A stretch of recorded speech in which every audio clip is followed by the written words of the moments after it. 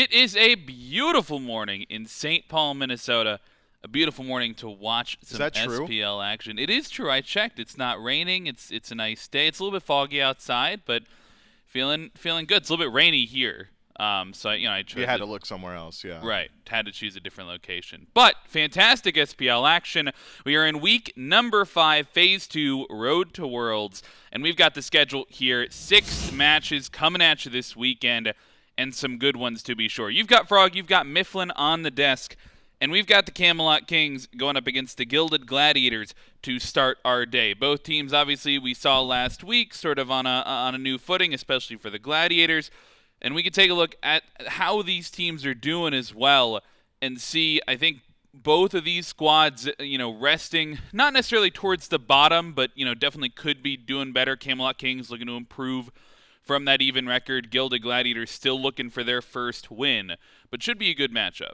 I think so. I'm not absolutely certain the Gilded Gladiators find that win here. I'm still with the Camelot Kings. Feel like they've shown me enough consistency even in their bad weeks, so I think it will be a good match if it were a bad week for the Kings. I think it's really on the Gladiators here to step things up. Well, they might be able to do that just with their new pickup, Jangaru. I mean, we watched that match last week. They were able to take a game, I think it was off the Oni Warriors, with the new mid laner. Looked maybe was it the Six Ferryman? One of the top 3 teams that we've been talking about a lot. It felt like a lopsided matchup. They brought in Jangaru. The shot calling looked good. Things looked maybe a little bit cleaner for that squad.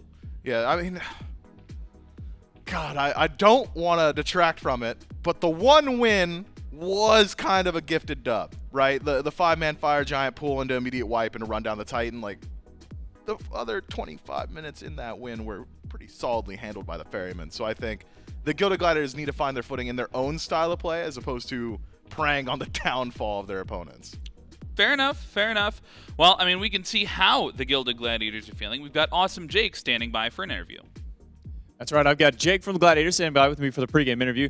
Jake, I kind of want to start things out. Now that you've actually had a little bit of time to play with Jangaru, whether it be in your scrims or your first competitive match, how's it kind of feel now having him here on the team? Yeah, he's a good player. Really happy to be playing with him. Yeah, it's time to find our first win because it's been too long. It has been a while, and I'm sure a lot of fans are ready to see a big win. Talk to me a little bit about Snoopy now over in the duo lane with you. Spent pretty much the entire season, or at least this part of the phase, with you over in the mid lane. Now kind of joining into the lane. How's that kind of maybe changed up the dynamic of the duo lane? I mean, Snoopy's had a long career. He like flip-flops around from ADC to mid. I'm confident he can do it. Yeah, it's been fine. And now you're going up against Camelot Kings, who's a team that's had some really good matchups and then some maybe not so matchups or not so great matches for themselves. Do you think that this is one where you guys maybe have a little bit more confidence going into, kind of knowing that they've been a little flip-flop? Yeah, we're really hoping Twig drops a stinker today. Really praying for that. Yeah, just see how he's feeling. Yeah, see how he's feeling, see how the Camelot Kings, and see how your team is going. Well, Jake, I wish you the best of luck in your matchup. I'll let you go back with the team. We'll throw it back to the desk. Thank you so much, J-Mac. Interview from Jake. He's just oozing confidence for Look, the Glad man, squad. He has clearly identified the win condition for the Glads. It's completely in opposition as to what I said that they should be looking for, but you know what? Realistic is realistic. If Twig drops a stinker, I mean, yeah. I mean, you don't necessarily have to have your style locked in if the enemy team isn't playing to their full potential, right? I mean, I think that is something that you mentioned they still should be looking for, surely. And they talked about the scrims with Jangaru, the transition from mid lane to ADC, something that Snoopy's done before. Perhaps he's gotten a bit more practice in the last week in that new role, although I did hear in our break room that Bobby soloed him in ADC in a ranked game, which was not the most enticing thing to hear from Bobby. But you have to imagine with a little bit more practice under their belt, they're feeling a little bit more rejuvenated. I think so. And I think the rejuvenation and honeymoon period and growth period is still certainly there. The guy on your screen right now has impressed me mightily. So often, and this is something I brought up on the waiting room a little bit earlier this week, so often when we see new players to the league, either they step up from the SEC or they're Black Horse brought in, nobody's heard of them beforehand, they'll spend their first few weeks in the SPL kind of just idling in lane. Oh, I don't want to be the reason we lose. I haven't played at this level before. Let's go ahead, play it passive, farm up for late. I'm not going to win us the game. I'm not going to lose us the game. I didn't see that from Jangaru. I saw Jangaru getting aggressive in lane, looking for plays individually, making moves on the map, playing with confidence, and even in situations where he died, I thought to myself, he's trying. He's trying to make something happen. He's sticking to his play style. He's keeping aggressive. And I think that is exactly what the Gilded Gladiators need. Someone that is willing to play with confidence, realize, hey, we don't have a win just yet, so worst case we lose, and that's par for the course. Yeah, you know, we've just hit par, so that willingness to improve and continually make plays, I think something the Gladiators can get behind. Yeah, I mean, Jangaru has been, I think, a jungler for the entirety of the SEC season thus far. That's where they pulled him up from, but has been a mid laner in the past, certainly keeping a little bit of that aggression. And maybe he's bringing a new shot-calling nature to this team. They obviously lost Quig, or I'm getting all the roster changes mixed up in my head naturally. There's a lot of them. There's a lot of them. But they lost one of those roster members, right? Losing the shot-calling aspect from that team potentially, and bringing in, you know, a new shot-calling aspect in Jangaru, certainly going to give them a little bit more confidence when they're trying to make those tough calls, the fire giant calls, to things that we saw them grab that win in last week. But when their opponents also sort of been on the chopping block for some of these sets. Last week, they went 3-3, getting 0-3'd in one set, 3-0 in another set. And I think when they look good, they have looked almost dominant, you know, from when Twig is on, and maybe Twig is the focus point. When Twig is on, they look great. And when Twig is not on, and you know, his eclectic god pool doesn't really hit that day, the Kings can struggle. I think so, but the Camelot Kings have always been the Camelot Kings in play style. So when I think of teams, I associate the team passive of the Kings to be, hey, we might be down 0-3 in the slash line 12 minutes in, but we're up 4,000 gold. They just farm the map very, very well. They know exactly where they want to put their pressure. They know when they're required to defend something as opposed to when they can just let something go. If there's a purple buff that looks iffy, they'll back out of it and say, you can have this one so we don't lose the Gold Fury, or something like that. Or we'll pressure your purple buff, force you back, and then go to the Gold Fury. Plays like that, I think, is what defines the Camelot Kings, their macro-focused play style. And some teams will really struggle up against that. They won't hit that first hurdle of exposing whether or not Twig's having a bad day because they've already lost out on farm so solidly. I think that is a trapping that we might see in this matchup. The Gilded Gladiators early game, of course, is good, at least in PvP. It's just transitioning those kills into leads where we've seen the Gilded Gladiators struggle, and if they're incapable of doing so, the Camelot Kings might just win out naturally as time starts to tick on throughout this match. But you are right to say, if we're looking at individual players that need to step up, you can't look any further than CaptainTwig. The conversation 2 weeks ago was Twig and Variety, but I'd argue Variety has had himself some decent performances since then. So now all eyes on Twig. Have we expanded the god pool? Are you able to go back towards your standards? How are you looking on your picks? If Lancelot makes his way through, are you going to prove that it deserves to be banned? Are you going back to the Hun bots? Have we practiced the Thor? There's a lot of questions that I need to see answered out of the jungle from the Camelot Kings. Yeah, I think his god pool has been, I mean, it's always been eclectic, that's to be sure, but it has almost fallen in a weird, unidentified spot where at times I feel like Twig just can't decide where he wants to be at certain points in the meta. You've got classic junglers like Panatom playing Susano and Pele and getting in there, and then you've got Scream and Sino who have the Surtur pick and have, you know, some of the warrior jungles, the Erlong Shen. And Twig almost falls somewhere, I wouldn't even say in the middle, like in a third category, and he's the only one in that third category where there's Hunbats and Lance, and also some picks from the other two categories. But so, like, he's trying to make his own thing work, and he's always done that, but it feels like he's having less success of it this season. Yeah, I think, you know, he's got the Hun bots, and we've seen that from some other people. Camazotz, I think, in that conversation too. Erlong Shen seems to be rising in value in the meta, so maybe Twig just a bit ahead of it there. It's that Lancelot where we see the uniqueness from him. I feel like that's one of his only primary unique picks. And sometimes it looks okay, sometimes it really doesn't. Recently has had some pretty decent performances on it up against the Hounds. We had a 5-2 slash line on the Lancelot. And it works out just fine in the compositions that we see from the Camelot Kings. But we do generally see maybe a bit of a disagreement in playstyle between Twig and BMT. Their god pools have not always meshed. BMT is very apt to go towards the more standard mages. I had the opportunity during our content day to speak to all the mid laners, and he said, yeah, I'm playing Smite on hard mode because I want to play things like Vulcan, you know what I mean? The things that nobody else is going towards anymore.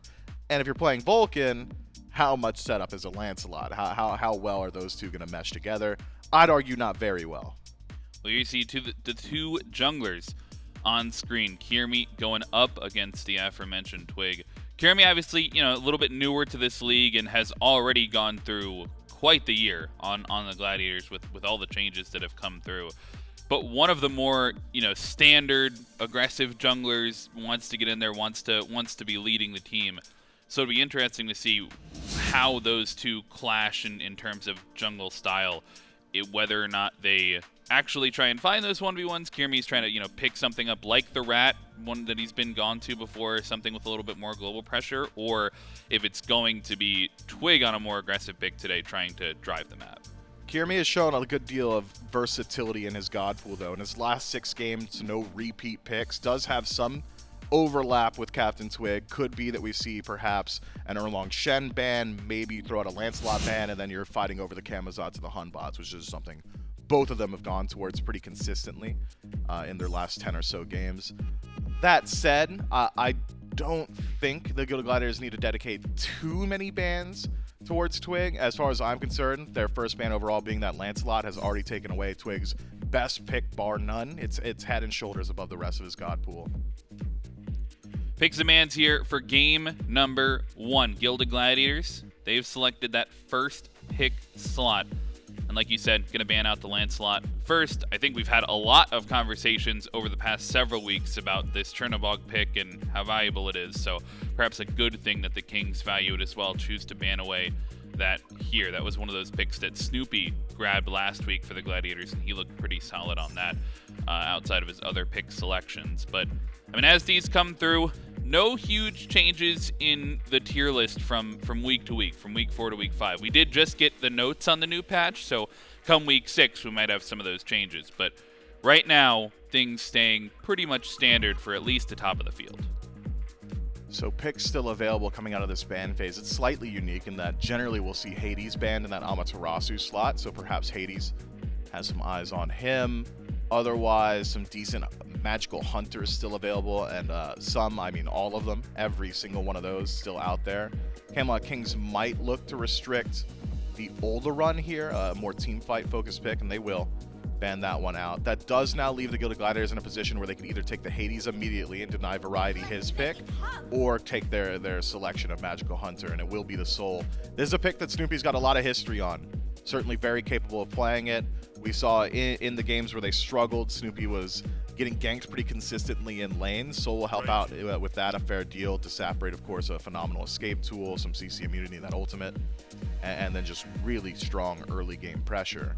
But speaking of pressure, the Camelot Kings eyes towards it themselves. That Raijin lock-in, I think, still undervalued. I mean, we've seen a lot of Raijin in the last few weeks, and I want to see more. Yeah, I mean, we've seen it one of the few successful mage solos as well. So even some flex potential. Although I think here might be more likely to have that slated for mid variety, more of a traditional solo laner as the years have gone by. Ratatoskr though, locked in early for the Kings, and I hesitate to put that in the jungle. We've seen Variety play it a number of times. I think we've seen Twig on it rather in the past, but throughout it would be surprising to me for them to all of a sudden come out the gate and prioritize that for Twig after him not really playing it thus far this season. Is it really a prioritization for Twig, or is it more so a denial from Kyrmi? That's one of Kyrmi's favorite selections in that Rat. The global presence, the ability to get involved on field very early on, and then decent scaling in the late game. So I won't make a qualitative statement on where it's going to land for the Camelot Kings, but I do think it is a smart selection just to deny the Gilded Gladiators a bit of their bread and butter. In doing so, though, the Gilded Gladiators still grab themselves a very strong front line, solo and support likely locked in. Athena, of course, a bit of flexibility. I really like how that's lined up now for the Gilded Gladiators. Their initiation is so simple. Athena's going to simplify everything. Just dash, confound, on cooldown, and in a Breastplate of Valor meta, it's going to be off cooldown pretty consistently. Sun Wukong to create space in that back line too, make it difficult for a Raijin to exist. All the while, you've got your back line dealing a ton of damage. On the other end, the Camelot Kings have got themselves a very scary dive composition already. Aphrodite going to join that front line and bolster their confidence, giving over a Beats Aegis in the Undying Love, as well as sustain. Means that that aggressive Raijin playstyle that we've come to associate with guys like Pagon jumping over the wall consistently, yeah, you could just do that now on the Camelot Kings. You'll always have that rat there to follow up, thanks to that global presence, so long as he is within like 50% of the map away, he should be able to get in that fight. Yeah, no, Rat definitely valued for that global pressure. Athena on the other side might be able to match it as we get towards those fights. But second man phase coming on through. Assassins taken away for the Camelot Kings. Susano and Serqet taken off the board. On her banned out for the Gladiators, maybe looking to target out that ADC position. Ishtar still on the table notably. We'll see if that is the one that they end up going towards. But my eyes are on Kyrmi's pick. This rat you mentioned taken away early, so potential for him to be forced into something different here. And now with those two other junglers banned away, picks that he's gone to in the past as well, where do you see his pick going towards? Erlong Shen, Camazotz, I think both pretty decent options.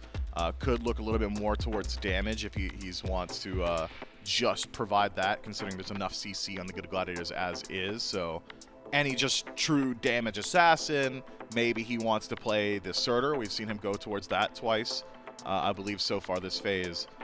Essentially, he's got play of field.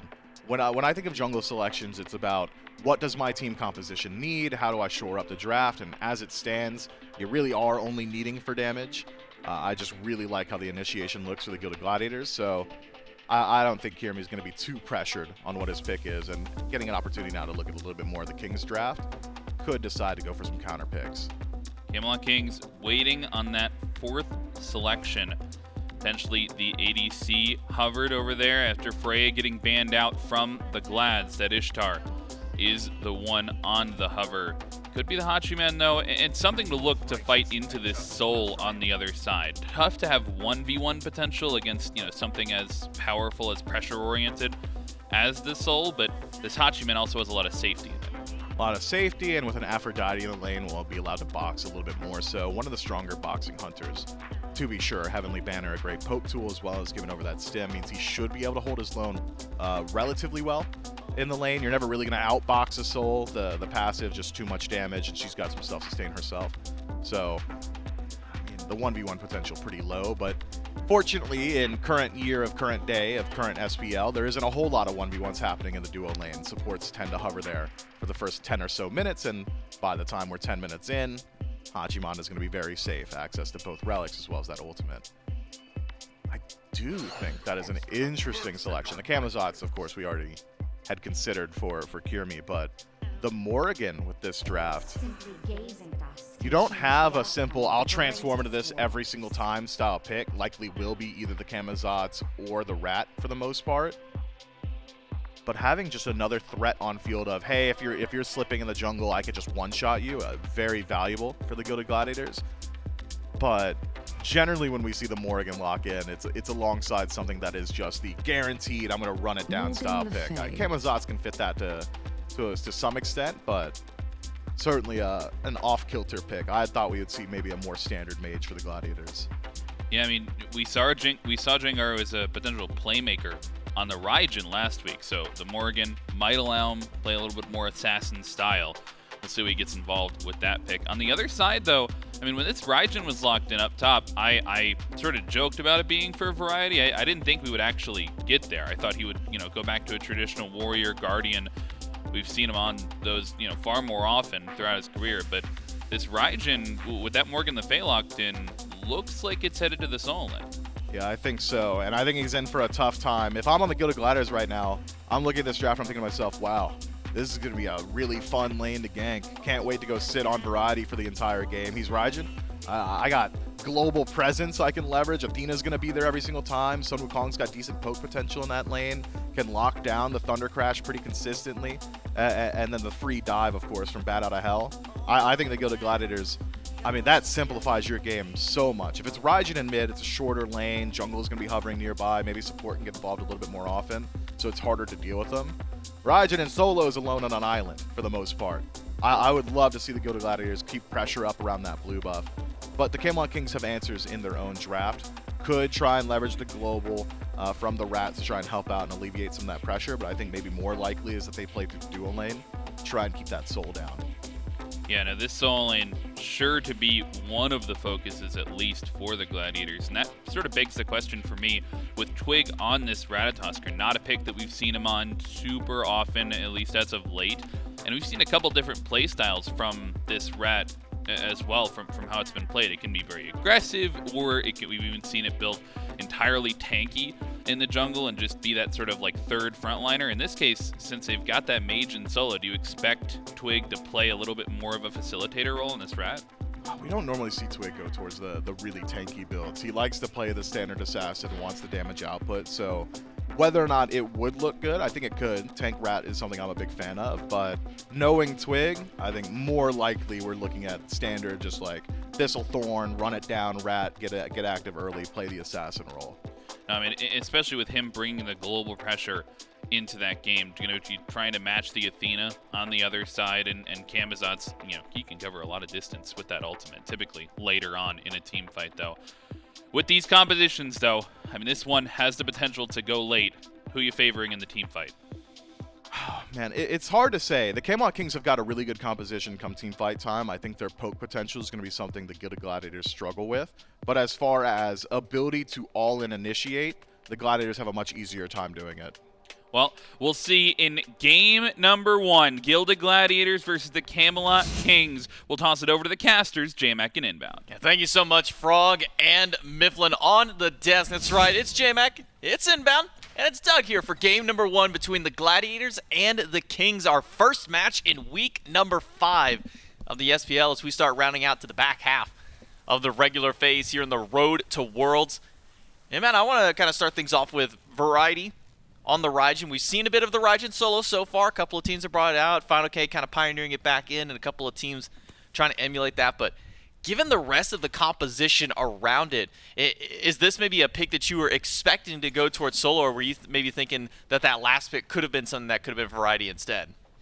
Yeah, well, he was hovering that opwash. I think either way, it's a difficult comp for the Kings to pull off. It takes a lot of, you know, skill and team composition to be like just always ready. Your comps have to be on when you play these mostly no frontliner comps. Afro's obviously going to be super tanky, but she's not like the end-all be-all frontliner god. And the Glads have really easy engage. Dash taunt for Athena. If you don't have somebody that can withstand that, or somebody that can maybe even bait it out. Actually, Quig getting super low here. They do end up getting it, but maybe Jake steals something away here. Nothing stolen away. Maybe they still look to guard this entrance a little bit, because this is something where this wave is going to be completely messed up for Jarcorrr and Quig. And if Snoopy walks back a little bit, he'll be able to get the farm. Unfortunately, they don't want to play up any farther. Snoopy does it too, but they now have opted to back up, clear the wave. But like I was saying, the not having a true Guardian, true Warrior frontliner is very easy to exploit if you have easy engage. And dash taunt from Athena, you have really easy engage with Kana on this Wukong too. And then you also have like that sneakiness of that Morrigan. It's very easy for the Glads to play the late game, and it is going to be very difficult for the Kings to play it. So yes, I think it'll be fine. I think if they get ahead, it can be okay. But it's not going to be very easy when it comes to that 5v5 late game, 25 minutes, 30 minutes. Yeah, I think going back a little bit to what BMT was saying yesterday when we had him in studio. Now, this is going on a little bit different necessarily, you know, saying our team's kind of playing on hard mode. That was mostly with some of the picks that like to play compared to the meta. We do see Quig in a bit of danger. Dash from Jarcorrr puts him out of position, but just enough sustain for the two. Keeps them both alive for now, but man, that early start really felt like it put Quig and Yark on the back foot. Difficult time clearing over in that dual lane between the two of them. You saw how long it took them just to get the first couple of the 3 camps down. Yeah, it took them a lot longer. And also, Jake went for this horrific. That horrific was used there. Doesn't force out anything, but it does give them a lot of lane advantage. Twig, backing on the side of the map. This lane should spell a lot of early pressure in favor of Athena and Sol. They have really easy engage like we've talked about. Dash taunt from Athena, good follow-up from Sol, and then consistent sustain along with consistent damage. But once Quig hits this level, 6, 7 spot where he's got more points into Lovebird, so the sustain is higher, it should be a pretty safe lane for both sides. And how do you feel about the difference in the starts for the two supports? You have the War Flag into what appears to be at least the Gauntlet of Thebes for Quig, where opposite side, Jake going for the Benevolence into the kind of Prophetic. Is there anything kind of major between those two build style paths that might be a bit indicative of the play style for these two supports and these teams? Well, usually when you see Athena, it's Sentinels, so you can have slightly more tankiness when you look for that dash taunt around level 15. Going for the Benevolence usually means Compassion.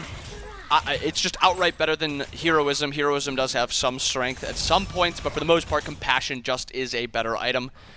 I expect nothing really changes with Athena and how she wants to play, because she really only has the one style of just dash taunting.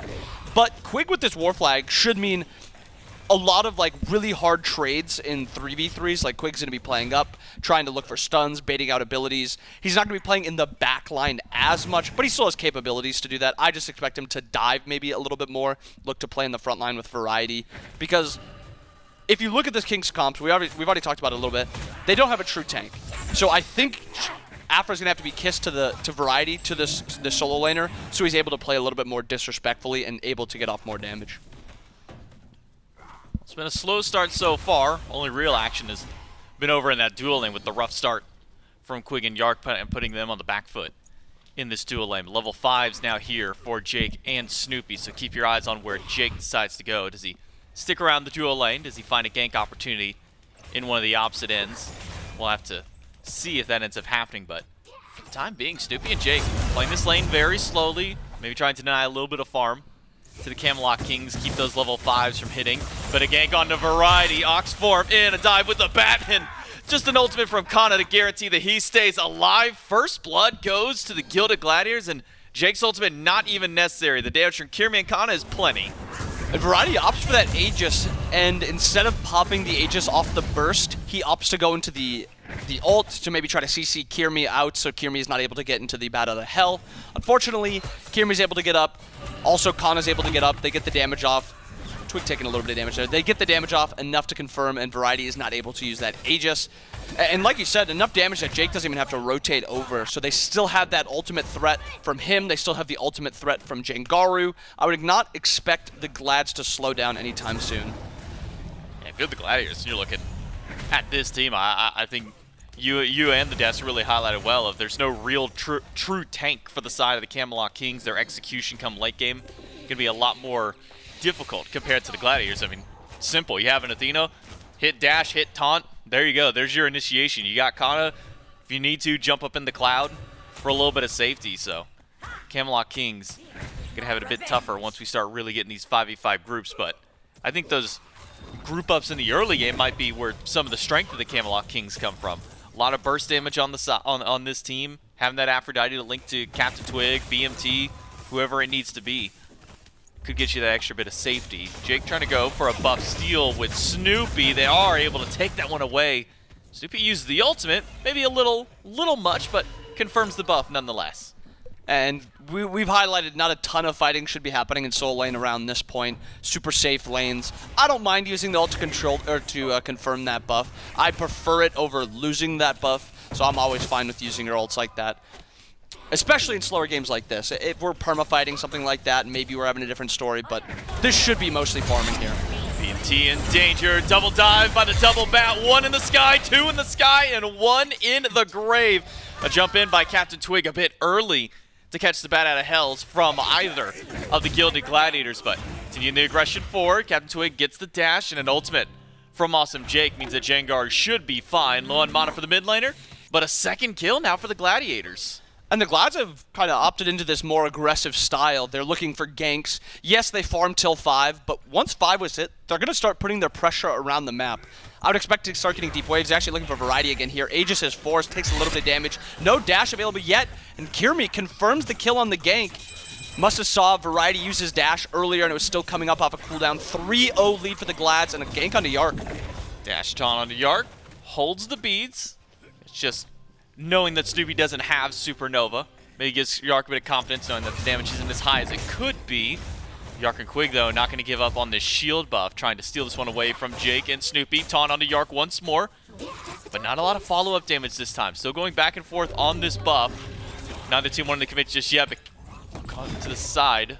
BigManTingz rotating over. Guarantees the shield buff for the Camelot Kings, who still, even despite the deficit in the dual lane, are continuing to fight back against Jake and Snoopy.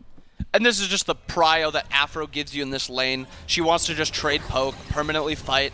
As long as it's a 2v2, Afro wins most of these. That's why you see like the metas from the first phase where Aphrodite was picked. She kind of just sat in lane, and that's carried over to this phase. Aphrodite, when she's picked, she wants to sit in this 2v2 because she's so strong. Jangaru jukes out the stun, use the beads anyways as Kyrmi dives in. It's an ult from BMT in response, but not going to get the kill this time. However, very important resource burned. As mentioned, Purification beats down for Jangaru in the mid.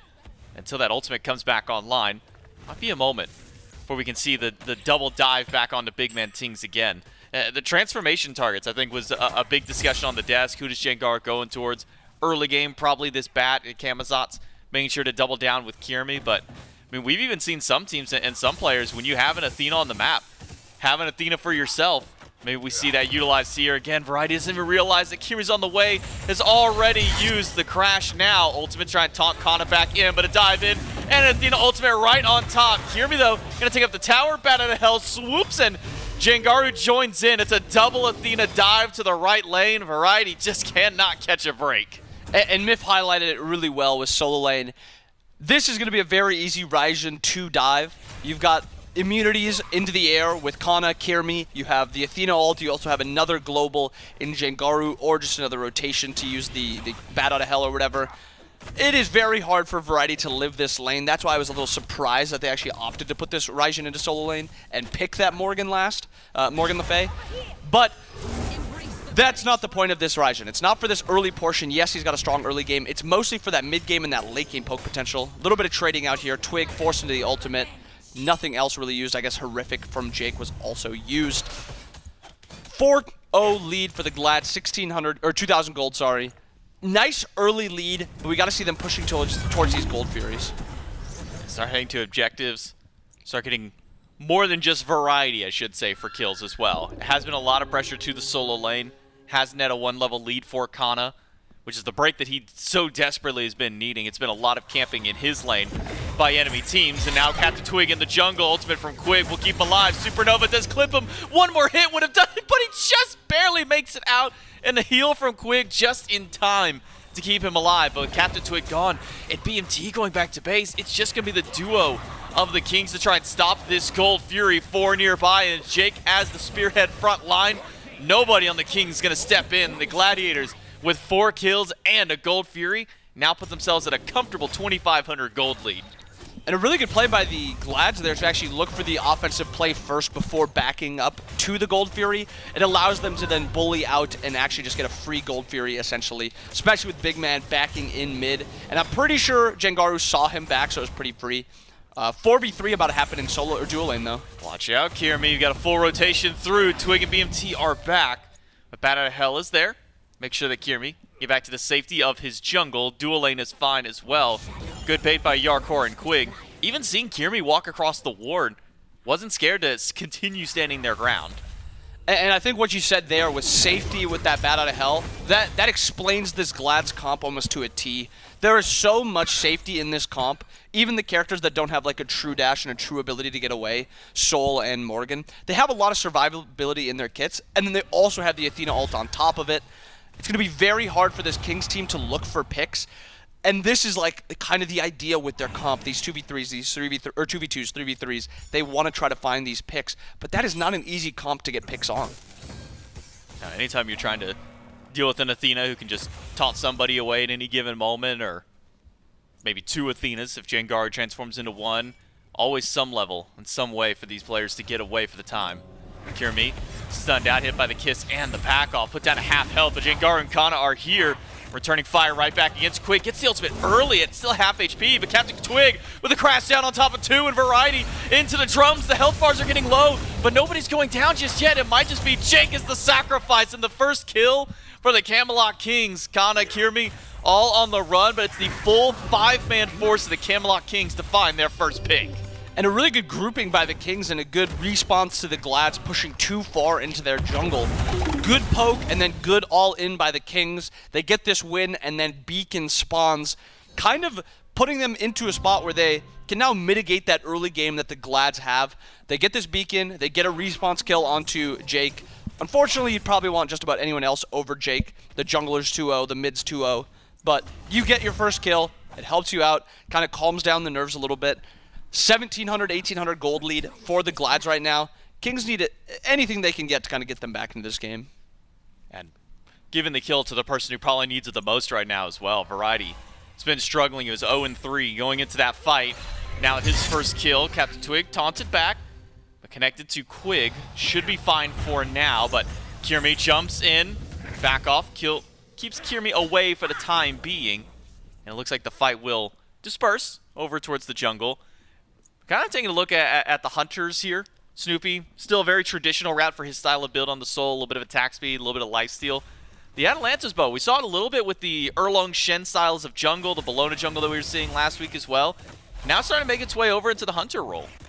And we've seen this double flat pen build from ADCs before. And a lot of the time that it's built on gods like on her, or it's built onto physical gods into this magical matchup. This Soul does not have as many physical protections as a lot of the other gods available. I think she's one of the lowest actual in the game. And it provides a lot of extra kill potential. We actually saw a solo kill happen against Soul. I think it was by Hachiman also, down 2 levels because he had the double flat pen build. It provides so much 1v1 potential. Yes, you don't have that true spike of like an Xe or a kin size in that second, third slot. But the 1v1 potential of this double flat pen build is through the roof. Do see a group of the Gladiators around Pyromancer, but will it be for the objective or for a fight? Jake and Kyrmi step up, but they're standing on a sentry ward right between the 2 rocks. Now Athena on the way. Does put 4 members of the Gladiators and a 5th one on the way. Dash taunt 2, Variety gets the beads from the Raijin. Will be able to Thunder Crash out for the time. With the damage just off the mark from Cxnnahh. Means that we won't see a kill that direction. Jarcorrr gonna split push while the Pyromancer picked up by the Gladiators. Jake stunned out, Snoopy there, and the Pyromancer confirmed for the Order team. Gold Fury up, looks like a small grouping happening right here. They want to confirm these oracles so you have that vision around. Gold Fury kind of taking a lot of poke before this fight even happens. Does get up into the cloud. Supernova used by Snoopy to dash top by Jake. Doesn't find anything through. Now it's Variety coming back into the joint along with CaptainTwig, but Twig is taking a little too much poke back out of hell from Jangaru on his transformation. Coupled with Kyrmi's, it's not getting a whole lot of damage out. Jake is low, the taunt connects, and the Raiju is there. Variety with a second kill for the Camelot Kings. The Gilded Gladiators now have to turn tail and run from the fight that they started up. And what a kind of just like an in and out fight by the Gladiators. You see how much survivability and just ability to kind of get around these fights without taking much damage. Unfortunately, not enough damage comes through. They focus a little bit too much damage onto Quig and Quig's mate. I don't even know what's it called when she's kissed to that person. Mate or whatever it is. Soulmate, that's what it is. There you go. Kiss to the soulmate. Kyrmi actually taking a little bit of damage here. Maybe looks to go down, dash in. Kyrmi down to 100 health, dropping lower. Confirmed kill by Variety. And this mid-game portion, the Aphrodite, the Raijin kiss together, link together. A lot of damage and a lot of safety for that Raijin. Jake still playing aggressive, seeing if he can get any relic from anyone with these dash taunts, but hasn't been able to do so just yet. Third kill for the Camelot Kings, and all 3 onto Variety. He started this game out with nothing. It was the primary target of the Gilded Gladiators, but now it's all been answered right back to even up the kill and death count for them. Camelot Kings get the Oni Fury on top of that, and the 2,500 gold lead that the Gladiators had just earlier on from that first gold, now down to nothing. A dead even game between the 2 teams, Bobby. All Kings since that 2,500 gold lead. 3 kills, like you said, onto Variety after starting 0-3. And this game is even now. This is a completely even game. Early game does not matter. Now it's those next few spikes that we're going to be hitting. Supports hit their starter before anyone else a lot of the time. But we already see Cxnnahh's level 17, mid laner's level 17, both supports 12, 13. This could be a very fed mid laner getting their sands or their conduit early. And if that happens, we should expect both these teams to play around those spikes. Even with at least the comeback for Variety, hasn't been able to fully close that lead that Cxnnahh established just yet.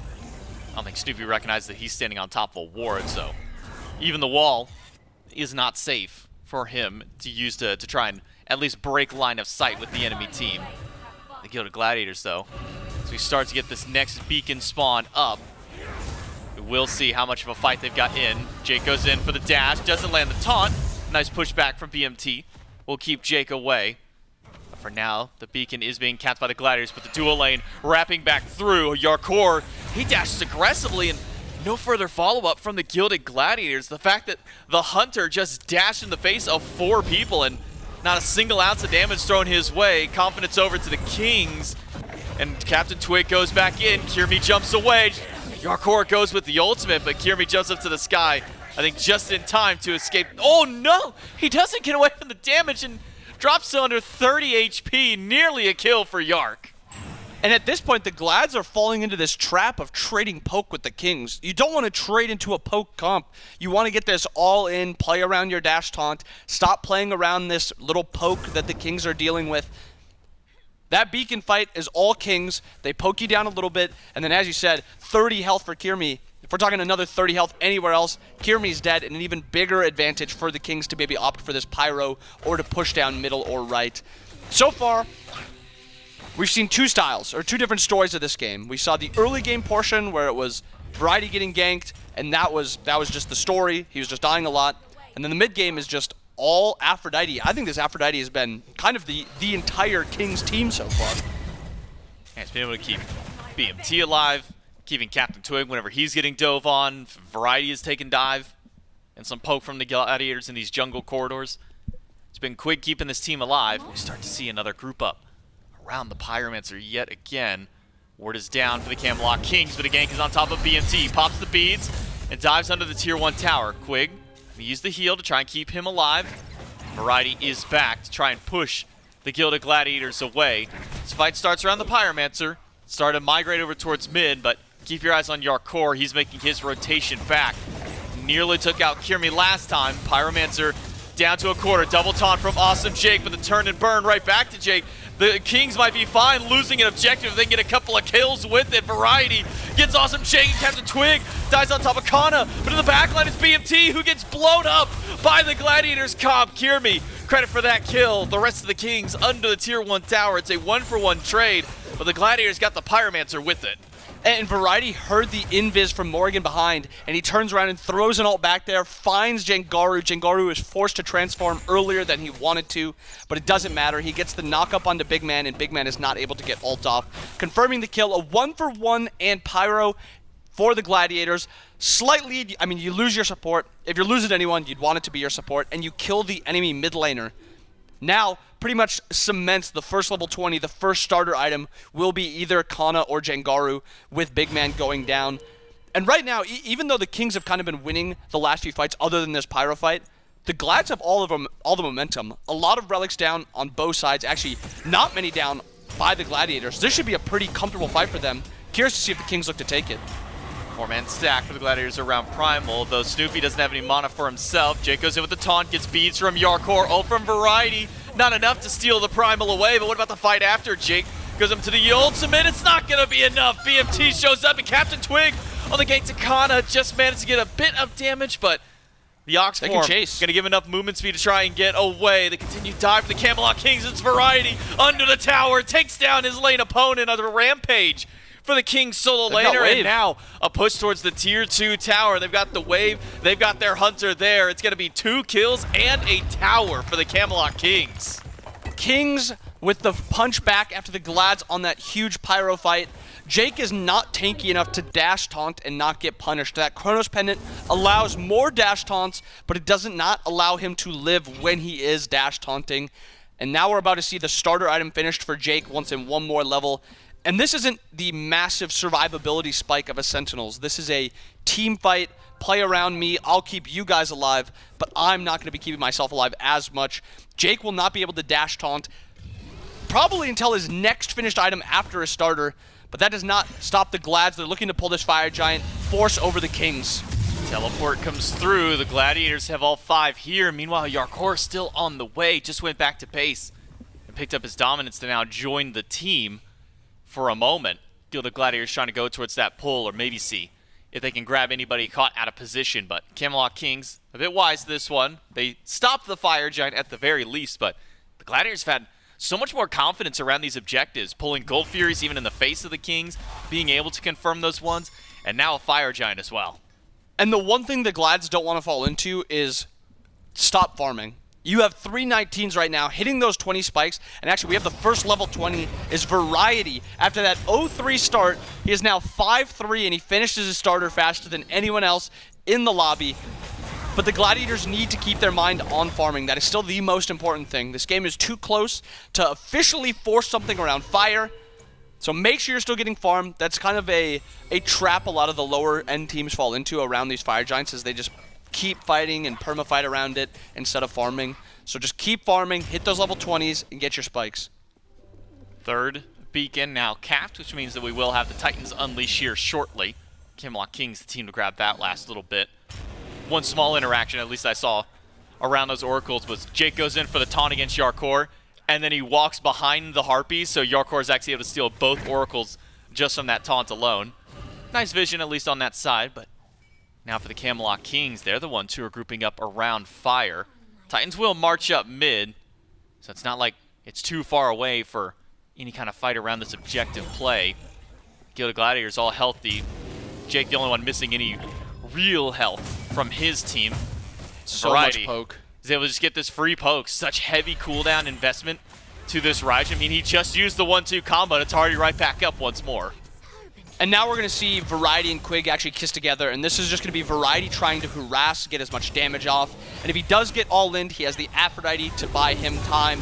And while they are sitting up there zoning, the Kings, Jarcorrr, and Big Man confirm the Pyro. They now have the 1 bomb for them, 1 bomb for Kyrmi. Variety takes a little taunt, a little bit of damage. Shouldn't be too worried. Sustain up. They're still getting out-traded, which is always the worry. Do have the Titans now clashing in mid. And the Kings, they can use this to their advantage. Jarcorrr, they goes in with the ultimate, gets a lot of damage. Jake is low, and he doesn't have a great option out. He does lived. manage to get the task just in time. And Jangaru transforms into the Wukong to get up into the somersault cloud. Now, the Kings have the Titan pushing forward for themselves. They can head straight over to Fire Giant. A lot of ults used by the Kings there, but they're just walking over to this and just pulling it instantly. Kana TP's behind. Could be a little risky for them. Fire Giant not even down to half. Instead, it's an investment towards Kana. Gets the ultimate from Jake to try and play his backup. Quig gets knocked up by the Fire Giant. It's a double taunt in by Jake. Quick down to use the ultimate. CaptainTwig in the sky. Dives into the backline on top of Snoopy. One more shot. And CaptainTwig takes one before he goes down. Now Jangaru, very low, gets the invis and manages to sneak past them both. Quig and Variety miss out on their shot to kill the mid, and instead, it's over towards Kana. Collapse onto the solo lane. The Camelot Kings, they pick up 2. And so much value Quig is getting on these Aphrodite ults. He is soaking thousands and thousands of damage every time he presses his ult button, and he's surviving his backline very, very easily. Twig, even though he gets taken down, he gets a ton of damage off, a lot of pressure put onto the Glad's backline, and the Kings with 4 alive confirm the Fire Giant. 4 strong, Gold Fury up. Also, not a ton of towers up, but usually you play towards duo side anyway when you get this Fire Giant. So expect the Kings to push down duo and look for this Gold Fury. Gladiators head over to Primal. They'll be the ones to start this up instead. Camelot Kings all going back to base after their long-winded fight around that Fire Giant just prior. So they get fire, but will lose out on at least the Fury in response. So a 2-for-1 trade. Objectives, 1 for each one. Now let's see what the Camelot Kings can do with their first real lead of the game. This whole first half was started up by the Gilded Gladiators. Is 2,500 in their favor. Drops back down to about that 0 point, as you can see, around that 18-minute mark. Small little jump back up for the Gladiators off a couple of more picks, but now, for the first time this game, it's the Camelot Kings in control.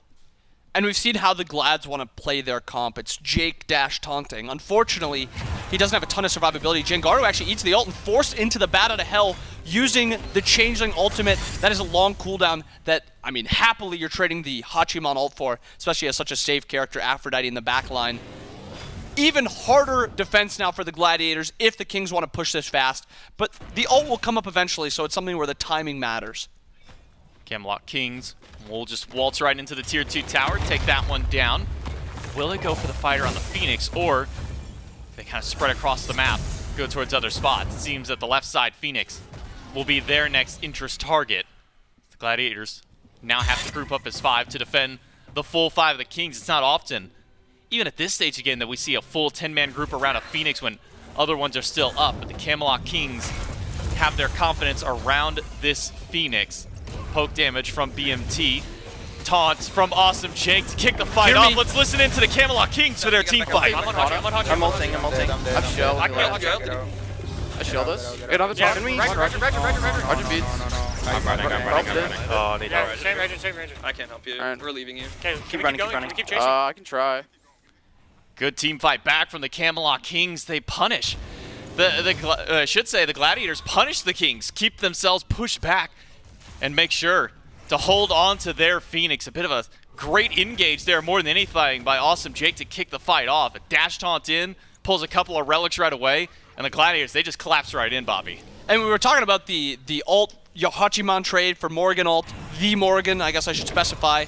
We thought it was going to be a good trade. Unfortunately, Jarcorrr actually gets punished for not having ult, and they don't even need Jangaru's damage or his ultimate to actually win that fight. So that trade seemed good, but Jarcorrr gets punished because of it. The Glads dive deep very well. And to highlight why that fight goes so bad, Jake gets a dash 3-man taunt. That can't happen. That is Athena's one strength, is dash taunting, and it's a big taunt. And Kana just walks up and steals Pyro in front of all of them. Another bomb for the Gilded Gladiators. Kana's now got one, Kyrmi's got one. But if the Kings want to win these fights, they cannot get 3-man taunted by Jake. And giving that shutdown bonus. Remember, Variety started off 0-3, went 5 kills up, and now a response back from the Kings. CaptainTwig gets 2 with the ultimate, and beats from a couple of them. Snoopy low, damage from Variety and from BMT. Not quite enough to take one down, and Jake managed to get out as well. The ultimate channel was just in time to keep him alive, and Kana in the bird will be able to fly away from the danger of the Kings. Variety's not quite done just yet. Thunder crashed in. Didn't quite get the damage he was hoping for. The Gilded Gladiators, with their push back, managed to also stay alive on their push.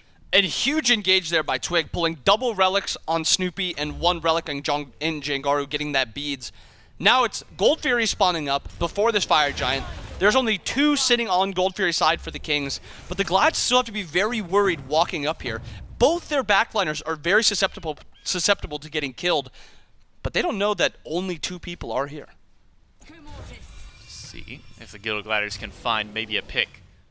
Should make their siege so much easier up against the Camelot Kings. Strong defense for the Gladiators around left side Phoenix. Now over towards Oni Fury, which has just spawned back in. Last time the Oni Fury was up is the Kings who grabbed it, and CaptainTwig won't let this one go free, though does have a Magi's, can get past the first bit of CC from Jake, but doesn't have it for the rest after. Gladiators do get the Oni Fury, and now CaptainTwig without that Magi's, not as confident to step up, even with Quig next to him. And Jarcorrr still had no relics from that previous fight, so King's playing it a little bit safer also. Jake dash taunts on the 2-man. Well, Taunt, Variety, no beads, and his health bar depleting quickly.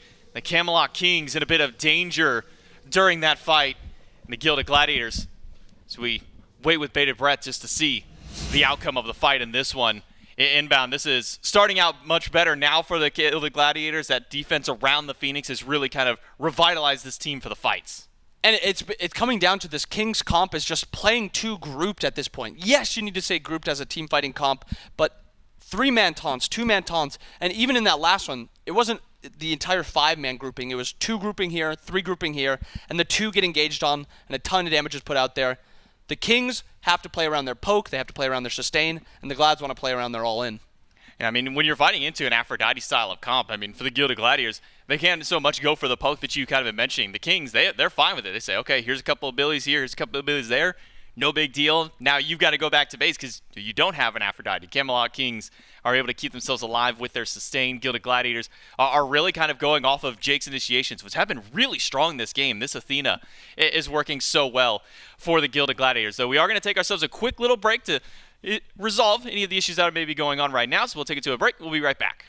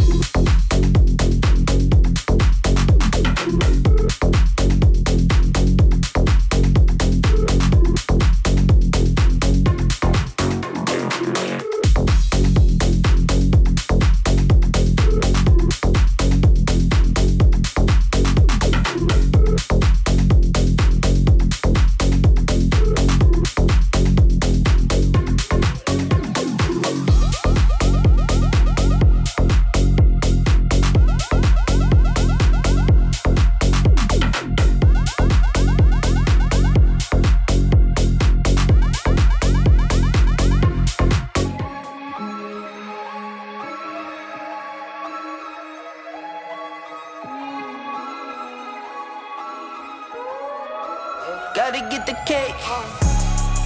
Okay, this ain't ain't what you used to. Always with the new, this ain't what you used to.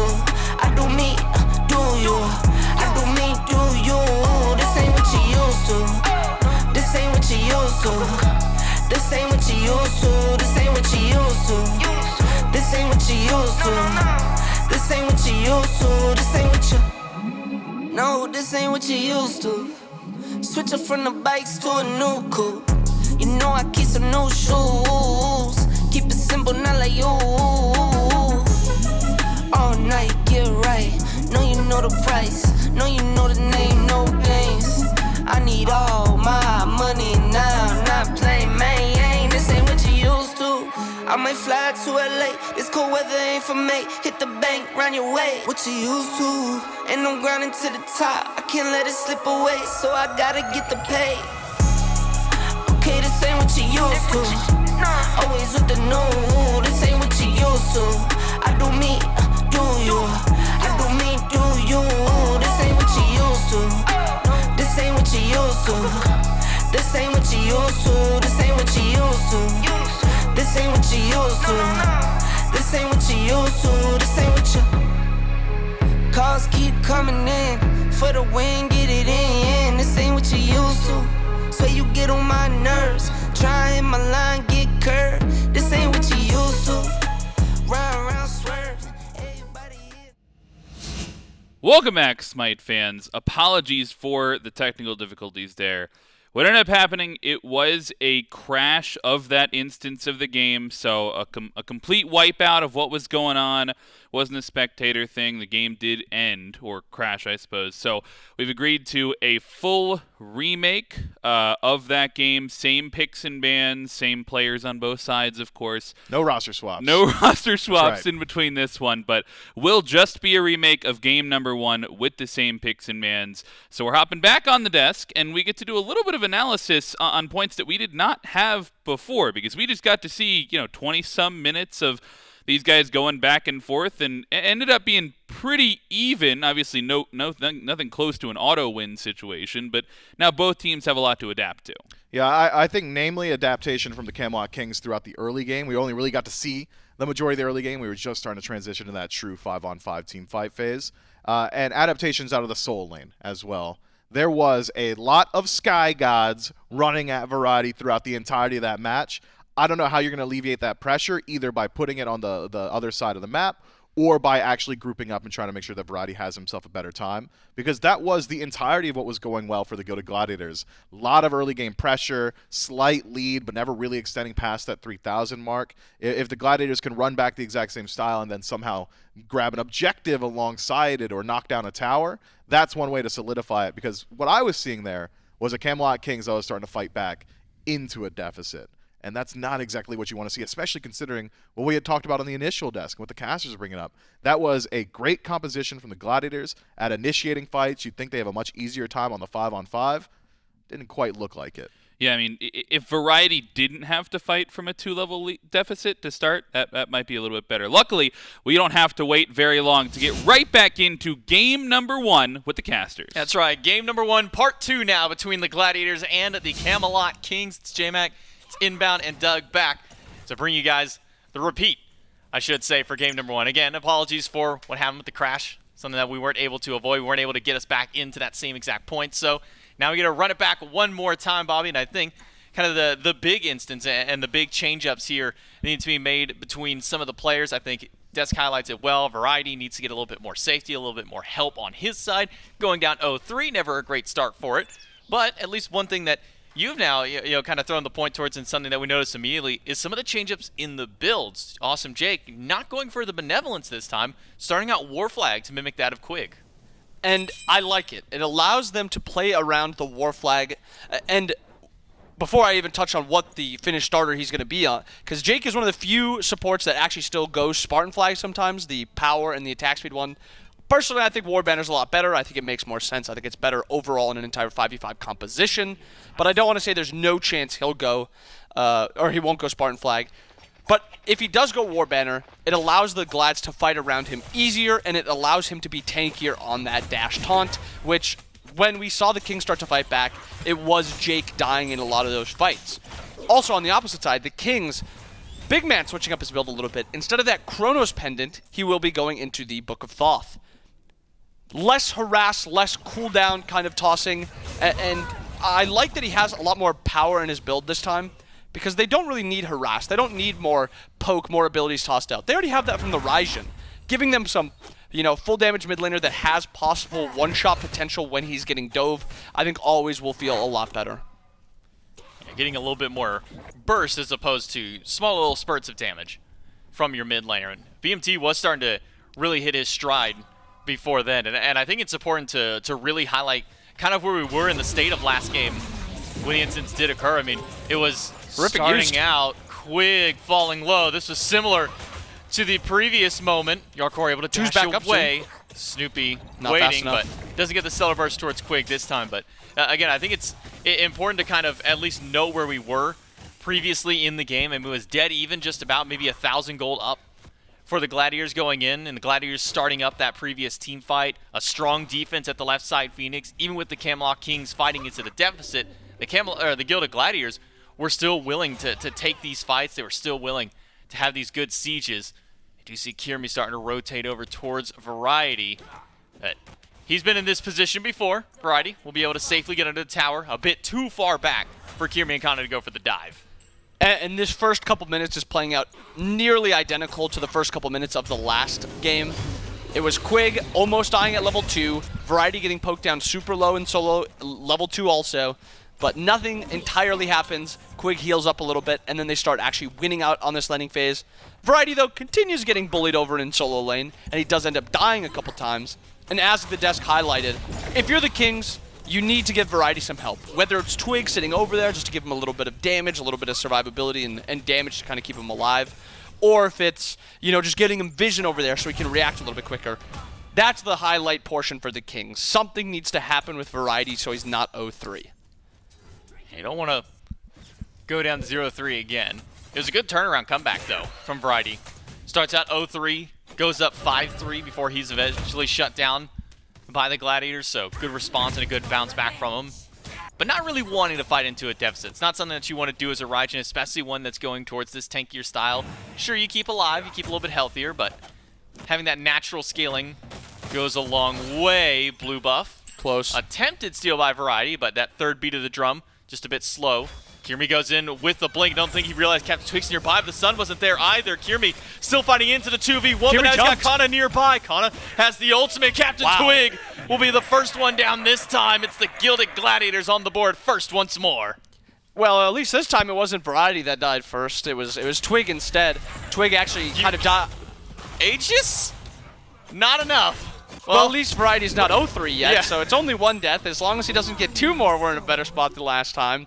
But a little bit of a funky kind of play overall by the Kings there. Variety walks up. No Twig was even close. He walks up, tries to steal blue buff. Unfortunately, he dashes away, and then Kyrmi sees the opening, blinks in, gets a ton of damage off, and with the follow-up from Kana, he's able to pick up that first blood, and then he sticks around. Variety plays up, and he gets another kill onto Variety, giving them that kind of nice little advantage, and Jangaru forced to ult out also from mid. Goes all the way back. Rejoins Kyrmi to make sure they can get the farm at the speed and the red buff for now. Awesome Jake will go back to base. Should have his prophetic cloak ready to build up and start getting stacks on that one. Try and get that tankiness over afforded to the rest of his team, but it's not only that. I think it also plays into that CaptainTwig around that blue buff. Misses the stun, doesn't really get the dash damage that he was hoping for. Still just a bit too tanky for Kana even this early in the game. That extra little bit of health from that cudgel keeping him alive, and just also the threat of being a warrior over there. So kind of questionable decisions by the Camelot Kings. That's the Gilded Gladiators, not just that first blood kill for Kyrmi, but one for Kana as well, being able to take down his lane opponent. And it's now giving the Gilded Gladiators a nice comfortable 1,000 gold lead here, just under 5 minutes. And actually curious, thinking about Variety's build, maybe there was an opportunity to just rush this breastplate because he's getting dove by 2 physicals a lot of the time, and even if Athena comes over, that's not damage you're really worried about. Yes, sustain might be a little bit more of a problem, but the damage and like the dive potential is just not really there as much with that. Don't know entirely how that would lead to his build being different. Maybe he could work in an E-Staff instead of this Pythags, or just Pythag second. But it was an opportunity to be had. He does end up taking it, goes for the Pythags again. Same opportunity posed for the Glads last game. This game, 0-1 variety. Pretty easy God to dive. Blue buff is going to be spawning now. I expect the Glads to be playing over that side a lot. You see an invade from the Camelot Kings. Quig and Yark trying to take this purple away. Supernova from Snoopy. That's not even enough to confirm it. Quig and Yark are able to sneak in a couple of in-hands to be able to steal that one away. Blue buff invade is successful for the Kings, and it'll be a dive in on top of variety. It's happening once more. It doesn't matter how many times you run it back. Kyrmi and Kana team up and put him down 0-2. And it's just such an impossible dive for variety to play against. Both gods banish themselves from the field and still do at least some semblance of damage. Wukong in the form of the ult. Snoopy actually getting all in a little bit here. Jake ults him. Jarcorrr Quig going to be chasing out. Snoopy will get into the sap break. Going to turn back and fight. CaptainTwig, though, on the way from the tree will land right on top. But with Jangaru here, it's not going to be enough to keep Snoopy alive, but it might be enough to make sure that Jake can still find a bailout plan. Double dash away from the Athenas, the Gladiators, only losing their hunter this time.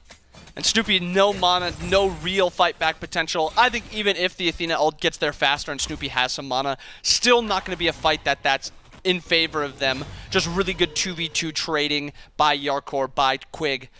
And 3-1 lead, almost playing out the exact same as the first game. It was 4-0, I guess. The Kings get this first kill back a little bit quicker. Variety also only has those 2 deaths.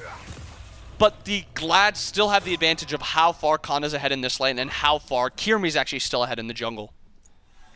I think it is important to at least kind of highlight a bit of what Mifflin was asking for on the desk, which was if Variety is going to be taking so much pressure on the Camelot Kings side, there needs to be an answer maybe on the opposite end of the map. The Camelot Kings did just that.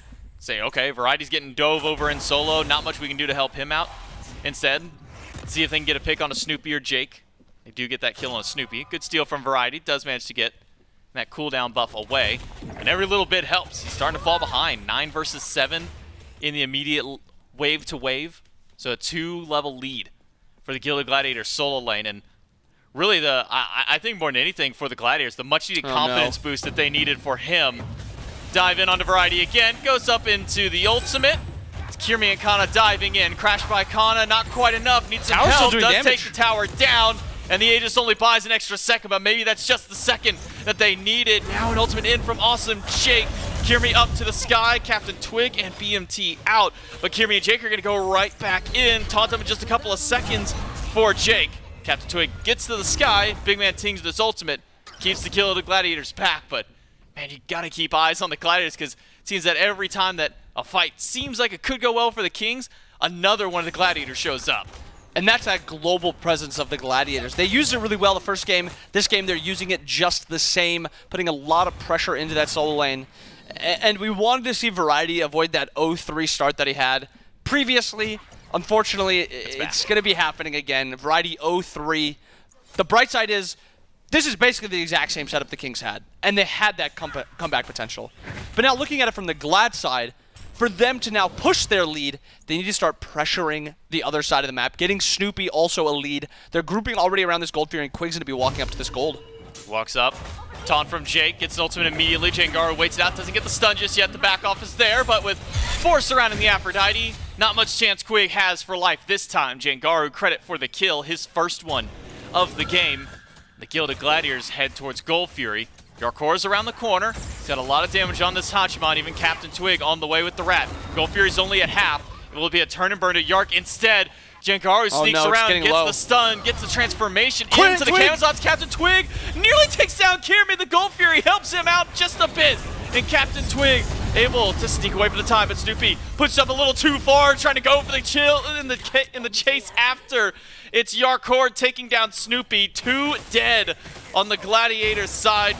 Kana steals a speed buff away, but should have the ultimate to get out if things get too dicey. And the Glads look for the really clean pick on the Quig. Unfortunately, instead of opting to go back to their lanes to farm, both waves go under tower and they force that Gold Fury. And they just don't have that consistent damage at this point with their comp to actually kill that Gold Fury fast enough. The Kings are able to get there. Gold Fury's done a number on the Glads at that point, and the Kings are able to kind of clean up the kills. And now they're also taking down the tier 1 tower.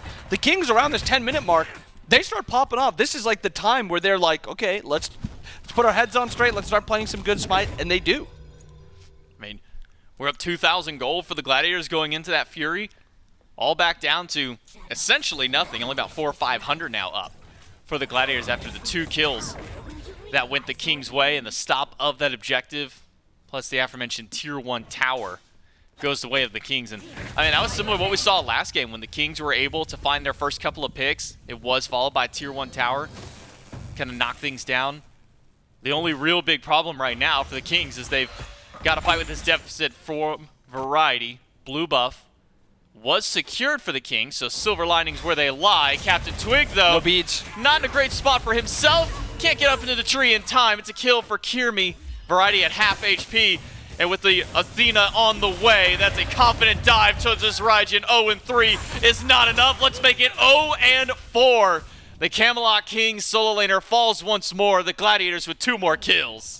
And the Glad saw pressure in game 1. In this game, they're putting even more pressure out into that solo lane. Variety, 0-3 last game, started to pick it back up a little bit, rotated a bit, and started making some good plays. Fortunately, 0-4 this game. 1,500 gold lead for the Glads, even after that Gold Fury misplay by them. I think the bright spot for both of these teams comes on the opposite side of the map. You look at the Kings, Jarcorr's level 12. Snoopy actually just hit level 11, and Jarcorr's actually going to hit 13 soon. So this is almost a level and a half lead over here. Quig, big man actually playing up a little bit here. Nope, Jangaru has ult, so it's a little risky here. CaptainTwig can't spot him out. Jangaru once again on this Morrigan sneaks past a couple of the Camelot Kings. CaptainTwig will go in, does get the stun, and is being turned back. Camelot Huge Kings Afro have got to ult. use their Aphrodite ultimate to stay alive. Jangaru transforms over the wall. CaptainTwig is gone. Snoopy, credit for the kill, tries to keep himself in this game. The Camelot Kings started off the fight great, but the immediate turn back around, Jangaru escaping. It's all good here for the Gilded Gladiators. And Twig's just a little bit too far behind to not do enough damage. Actually, look at it collapse onto Jake. Jake takes a little bit of damage. Double taunt from Jake to start this fight back, though, for the Camelot Kings nearby. They're fairly healthy. Meanwhile, the Gladiators are all low in this one. With Raijin bouncing around, they can't stick through this one. Variety up into the taiko drums, goes towards Kyrmi. Needs one more shot of damage, and he's got it. Will not stay 0-4 for long. 1 kill for the solo, but immediately returned back by a kill from his lane opponent, Cxnnahh. And now 4-0 himself in this game. The Gilded Gladiators, though, will not get this beacon. The first one will go to the Camelot Kings, but a back-and-forth fight around that beacon. And Cxnnahh 402 level 14. The Glads need to keep playing around Cxnnahh. Cxnnahh is so strong in these fights. He's going to do a lot of damage, have a lot of survivability. And he's one of the few gods on the Glad side that can force out the Aphrodite ult without investing kind of too much. Just a little bit of damage onto a backliner, some CC. And Quig might be forced into using that, allowing Kyrmi or Snoopy, Jangaru, whoever it is close enough to follow up to actually kill. Because so far in this game, Quig's had some huge ultimates the same. Actually soaking up a lot of damage, giving that CC immunity. Quig is kind of the important part of this King's comp, and the Glads need to shut him down either through forcing out the ult or just getting a lot of damage out.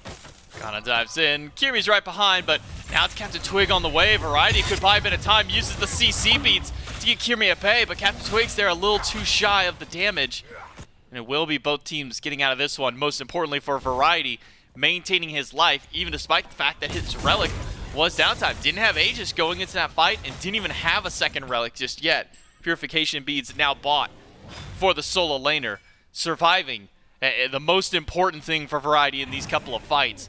As we now see a collapse to Quig, and CaptainTwig, a double taunt from Jake once more, gets the ultimate out early from Quig. Does the damage there? Yes, it is. Jangaru and Cxnnahh team up over the wall with the damage from the Dark Omen, and the Cudgel takes him down, and it's straight to the Gold Fury for the Glads.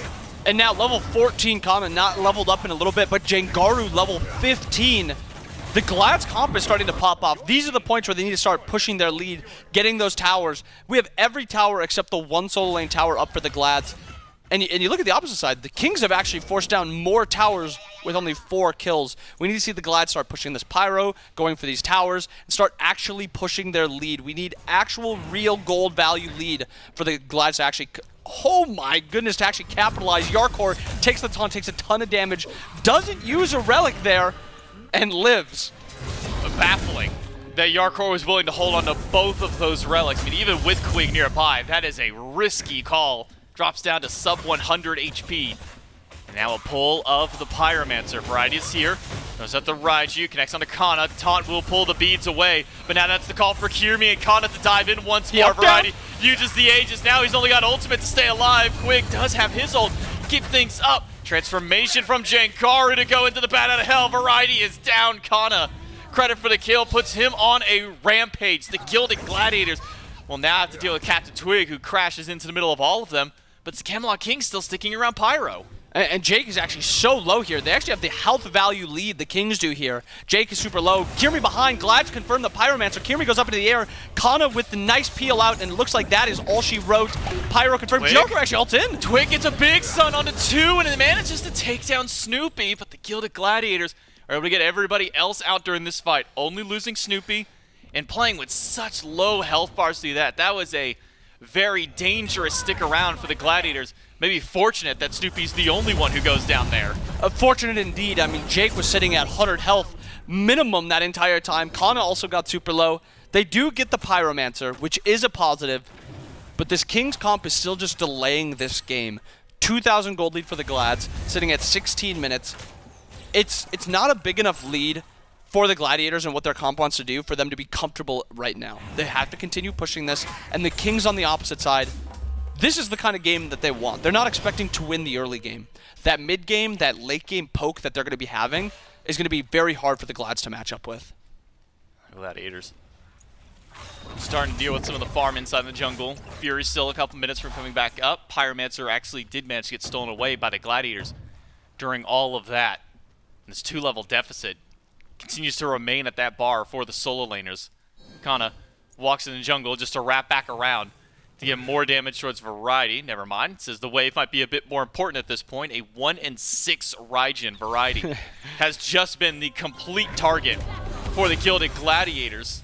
Sure, a couple of kills have come towards other people, but it's always been starting up on these solo lane fights, whether it be CaptainTwig having to come to bail Variety out, Quig having to rotate over and save that ultimate for him. It's been target this Raijin, keep him as down as we can. The Gilded Gladiators have done a good job of that now, but it's not quite the lead that you would expect, given that it's 6 deaths on this Raijin. Not as big as you would expect, and I think it's just really good team fighting by the Kings here. Being grouped on this beacon before it spawns. Now this is the worry. Do not be too grouped where Jake is going to get a 3-man taunt here. Won't get 3, just gets the 1. It's on to Variety. Forces ultimate from Quig. Because no beads or Aegis were available for Variety. Still 10 seconds until both of them are back up for him. Jake gets a triple taunt. Kyrmi dives in with a jump, and now Cxnnahh to the back line. Stuns only Quig. They know the Aphrodite is down, but it's being punished instantly. Jangaru falls down to Jarcorrr. Cxnnahh up on the cloud, and Kyrmi in the sky. Cxnnahh tries to bail himself out, but he gets speared out of the Ox form, and that's a turn and burn back to Camelot Kings, and BigManTingz has shut him down.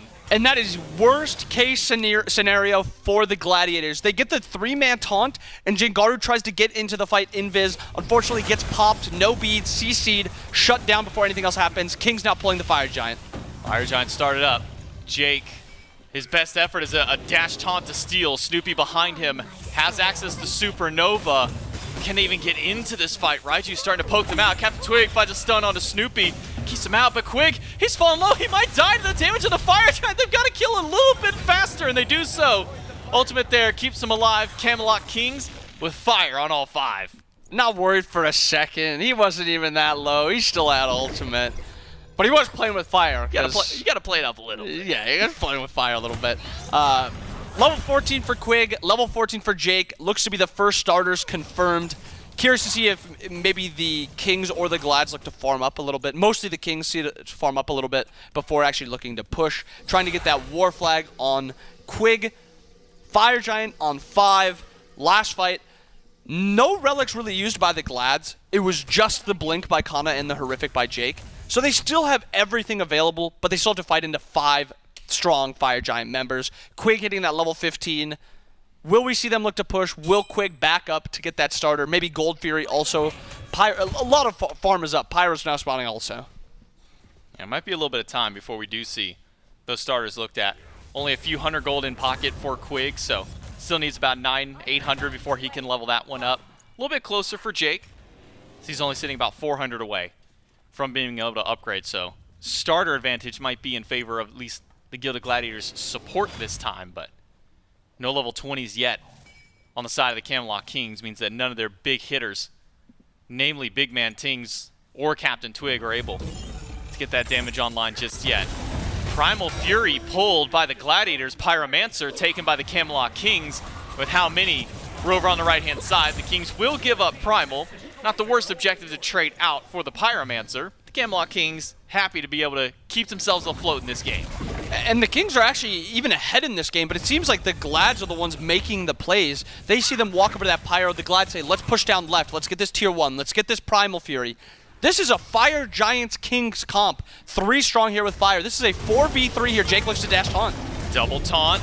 Gets ultimate from Quig. Beats from Jarcorrr and an ultimate in response. Kyrmi sitting at half HP and no pools of blood to be able to soak back up and get a little bit of that health back.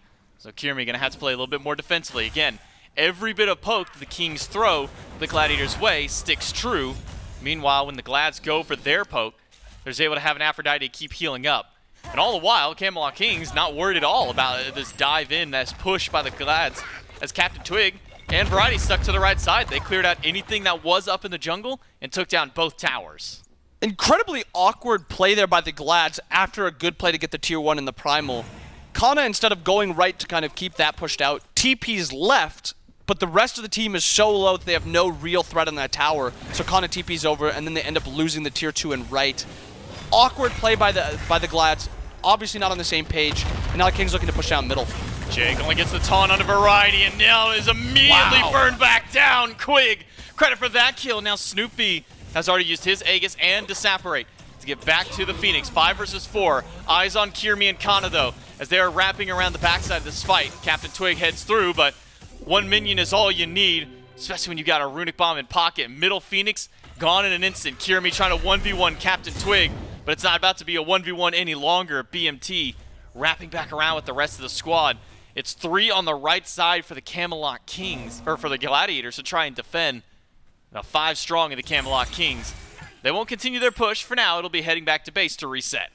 And Jake looking for the fight outside of the tower, and it seems like the entire Glads comp, none of them were ready for the dash taunt. Jake goes in, tries to ult out, takes a little bit too much damage, unable to get the ultimate off. We need to see this Glads team start to get on the same page. They've made a lot of good plays in the early game. The mid game was a little iffy, but some strong fights. But these last few minutes, bar that, Primal and the tier 1 trade for Pyro, it's been just all Kings, and the Kings have been on the same page. The Glads have not. We have got to see whether it's a comms issue or just like a team fight issue where they're just not confident in each other. They need to get on the same page.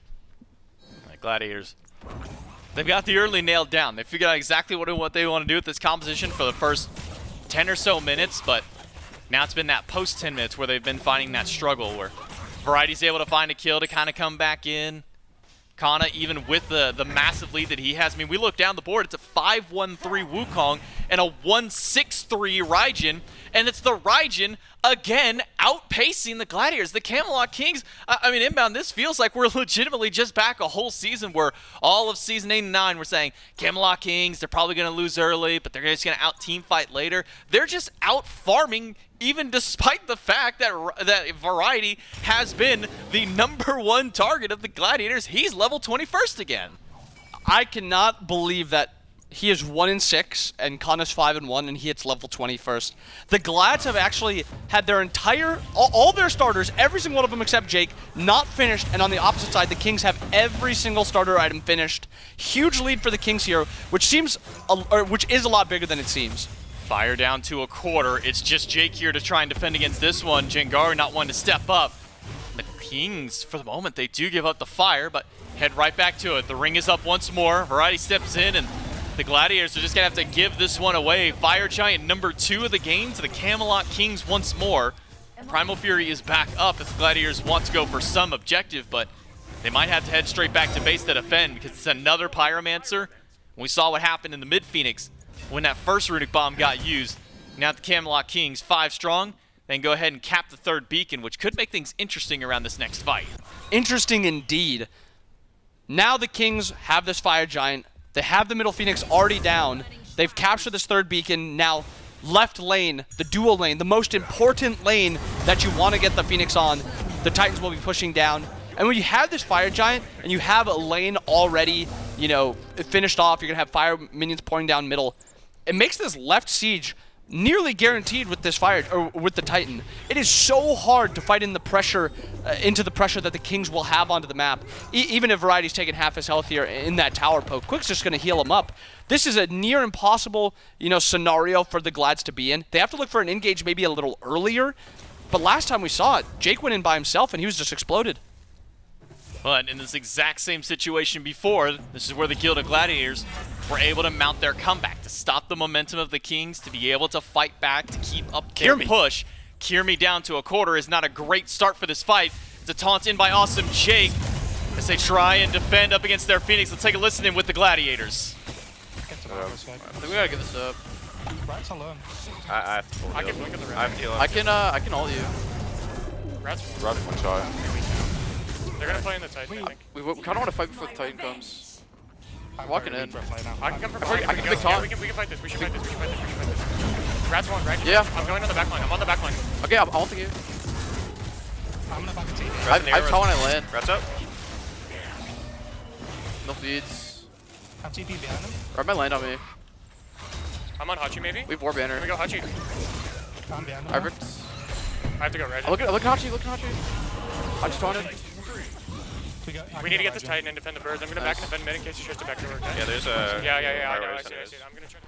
The kryptonite of the of the Camelot Kings inbound seems to be this left Phoenix. The fight started off great for the Kings. They were able to push Kyrmi back to base.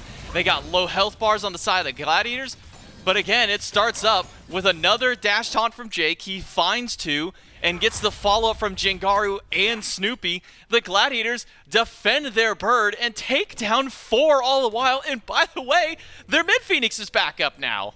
I am baffled at how powerful a spot the Kings were in, and they just kind of played it too, you know, loose, too free, and expected not to get punished for it.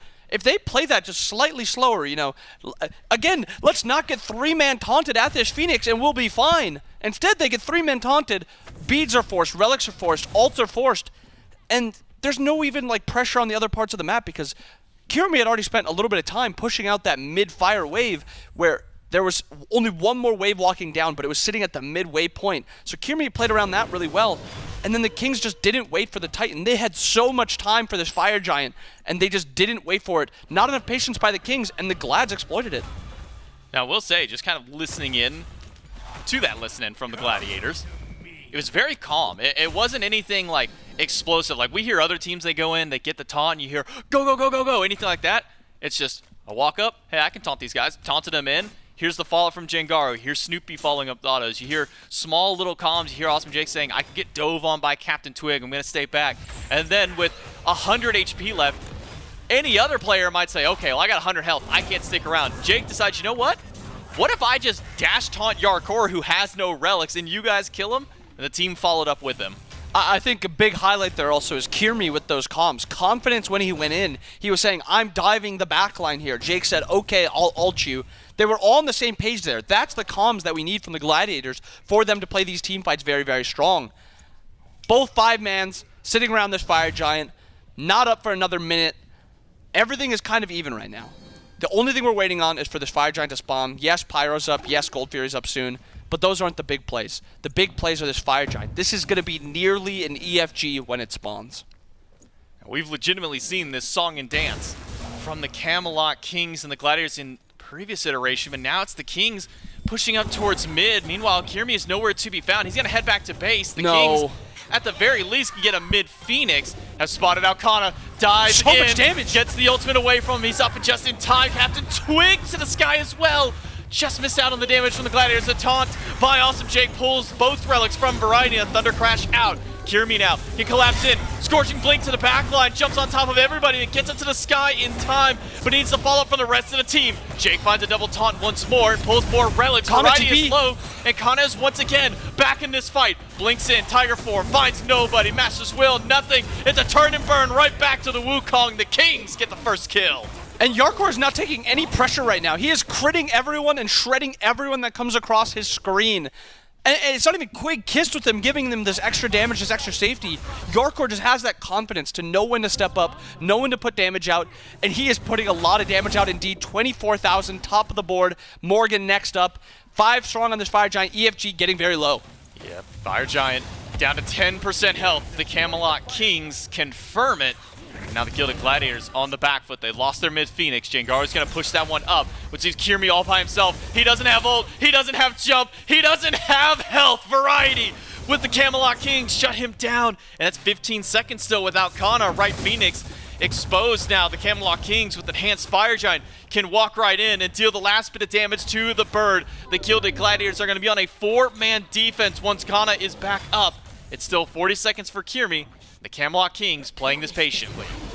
Unfortunately, actually, Jake looks for the dash on, ults out. Little trade. Snoopy's actually getting hit by the taunt too. Beads are forced. And actually a ton of damage on a big man. BigManTingz low. Jangaru wants the stealth kill, but he can't get to the backline in time. CaptainTwig spots him out. Doesn't manage to get the bubble instead. It's a turn back. Jangaru solos CaptainTwig all by himself. Jumps up into the tree, but he will not crash down on top of the Camelot Kings. All the momentum the Kings had on that last fight stopped by the one-man army of Jangaru. And that left Phoenix just keeps eluding the Kings. They cannot get it. Middle, easy. Right, easy. Fire Giant, easy. Left Phoenix, though, is not able to be taken down by them. Great play by Jangaru there, by the way. If he plays it even slightly differently, there's a chance that the Kings are able to, you know, waste enough time and actually get over to him and pick him up for the trade. He plays it correctly, waits for the time. Twig overcommits just slightly. Jangaru punishes him there. Kings still in a fine spot. You still have EFG on 4. You have right Fire Wave pushing down. You have mid Fire Wave pushing down.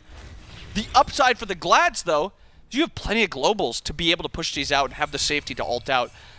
Kings also don't have Twig for another 5 seconds, and then he has to walk from base. But there's another 2 minutes on this Fire Giant. Fire Giant still strong for the Camelot Kings. CaptainTwig has just now come back to life. Jarcorrr goes in with the ultimate. Jangaru once more, he sneaks around to the back. He goes to BMT, nearly takes down the Morgan Le Fay, but Jangaru needs a little bit more. He doesn't have his Changeling ultimate, and he's turned and burned by the Camelot Kings. A great attempt at a play, but they revealed their card maybe a little too soon. 50 seconds on the mid laner before he respawns back for the Glads. Left Phoenix being threatened here. Kyrmi behind. Looks like they just have to give it up for free. Middle is getting pressured out a lot. Jarcorrr, one more auto should do it. Twig actually looking for the solo onto Kyrmi. Kyrmi takes a lot of damage, forced into the ultimate. Will they look to chase out, or will they look for the end here? It seems like Twig is going to be forced to chase out. We'll jump in. Blink from Kyrmi. Can he get the turnaround No kill? way. Kyrmi No way. does get it. Another solo kill for a Gladiators against Twig. But now the Camelot Kings, they're the ones who have to try and fight back in. Minions starting to push into the Titan. The Camelot Kings will step forward. It's a 4 versus 4. 15 seconds till Jangaru is back. The Kings might want to respect the respawn from the mid laner. Jangaru has been able to get it done for the team. But for now, the Camelot Kings, they'll just grab mid-bird. I think if Twig opts to play that just slightly, you know, safer, just not look for the fight, just look to stop the back or whatever, that's an end the Kings can do. But because he gets aggressive, and actually now getting aggressive as the Glads look for the dash taunt, Kana goes into the air, Athena ult on top of him. Now Jake finds the taunt, Kyrmi wrapping around, and keep your eyes on Jangaru as well. The entire team, the Gladiators, keep pushing back. The Camelot Kings, they've broken into the base, but they just can't get to this throne room. The defense of the Gladiators, the turnaround capabilities that both Jangaru and Kyrmi have shown so far are keeping this Gladiators team afloat. And there's so much playmaking potential on both of these teams. Jangaru has one-shot potential on just about anyone. Same with Kyrmi. Snoopy's got, you know, maybe not one-shot potential, but he's got a lot of consistent damage that's threatening. And it really comes down to a lot of these 1v1s. Who's going to be winning them? If the Glads win it, if you know, Jangaru finds the solo onto Twig, it's beneficial for them. These 5v5s aren't really happening unless it's just a really quick dash taunt by Jake. So it's kind of coming down to these 1v1s and who's going to be winning them. So far, we've seen Twig actually lose a couple of them, and the Kings have had to slow down their siege because of it. Twig maybe slows it down a little bit, plays a little bit more defensively, plays to stop backs for the most part, and I think we're talking about a different game here. Yeah, I mean, all credit to Twig. He goes to that dive onto Kyrmi, who's quarter HP. CaptainTwig sitting 2/3, nearly 3/4. Doesn't get the landing spot, instead jumps right into a scorching blink by Kyrmi, and then just a quick 1-2 return back and an in-hand. Kyrmi's able to turn that fight around. keep Gladiators alive. Right side, Phoenix has respawned. Kana has got to be careful. There's 3 here. We'll use the Ox Transform. And then up into the Somersault Cloud, to the blue buff camp to try and stay alive. Twig is nearby. Kyrmi wrapping around. The Gladiators, even with 2 Phoenixes down and no sign of Jangaru, at least for the fight. But remember, all it takes is press of a button and Jangaru can rejoin the fray. Kana tries to back in the jungle, and that's the last mistake he'll get to make. BigManTingz knocks him down. The Camelot Kings now advantage around fire. It was such a good setup. They had pushed out all the fire waves and they had nothing else to worry about, but Kana lazy backs, gets killed. Jake now forced to, and getting gone on by Variety. No ultimate for Jake this time. Jangaru tries to sneak into the backline, but I think he just got clipped by Jarcorrr. Kyrmi swiping away at BigManTingz. It's not enough to the mid laner just yet, but Snoopy Supernova takes him down. Now Jangaru up in the sky himself. Jarcorrr dashes away, and it's just crit after crit with him and Variety standing strong. The Camelot Kings winning back in the fight. Stun is good for Jangaru, and a turnaround damage is a double for the mid laner, but there's only 2 alive on the Gladiators, and make that 1. It's a triple kill from Variety. Says, I don't care if I start this game 1-6. It's all about how you finish it out. Awesome, Jake, the last one alive. Go ahead and give them another one. Deicide for the Camelot Kings. CaptainTwig with the last kill, and game 1 to the Kings. Kana still going to be spawning not a ton of damage actually here for the Kings. It should still be an end, but it is going to be a little risky. Can Kana push out these waves enough? Variety dashes in, looks to kill this Titan. To see if Kana can find the defense. Does manage to pop at least potion, goes in, drops the bomb a bit early. Stun from CaptainTwig is good. Kana's damage not quite enough yet. Goes up into the cloud, crashes back down, but there's just a bit too much sustain from the Camelot Kings. Quig keeps them alive in game number 1 to the Camelot Kings. And overall, a bunch of punches thrown by both teams in this game. We saw bright spots from both teams, but in the end, those last few fights go to the Kings. This Aphrodite just seems way too strong for what they're doing, and it seems like the Glads don't really know entirely how they want to play around it. A lot of their wins came around either massive dash taunts, 3-4 people, or it was just hero plays by Jangaru getting solo kills, or Kyrmi. And I think either we have to talk about the Aphrodite's a problem, or the Glads need to maybe take it away and they make it the King's problem. I mean, the strategy in this game, again, was go back, camp Variety, keep the Raijin down, don't let him get too far ahead, let him stay behind. But again, we found the problem where you camp this Raijin the entire game. He's down to 1-6 to a 5-1 Wukong, and it's Variety hitting level 20 first. This just can't be happening in situations like this. And the mid game is probably the highlight for the Glads. Maybe the Aphrodite isn't a problem. Maybe they just need to play this mid game cleaner. That is the opportunity they have. Either play mid game cleaner or ban this Aphrodite. I'll have to see if one or both of those get answered in game number 2. Game 1 to the Camelot Kings. We'll take it to a quick break, and we'll be right back.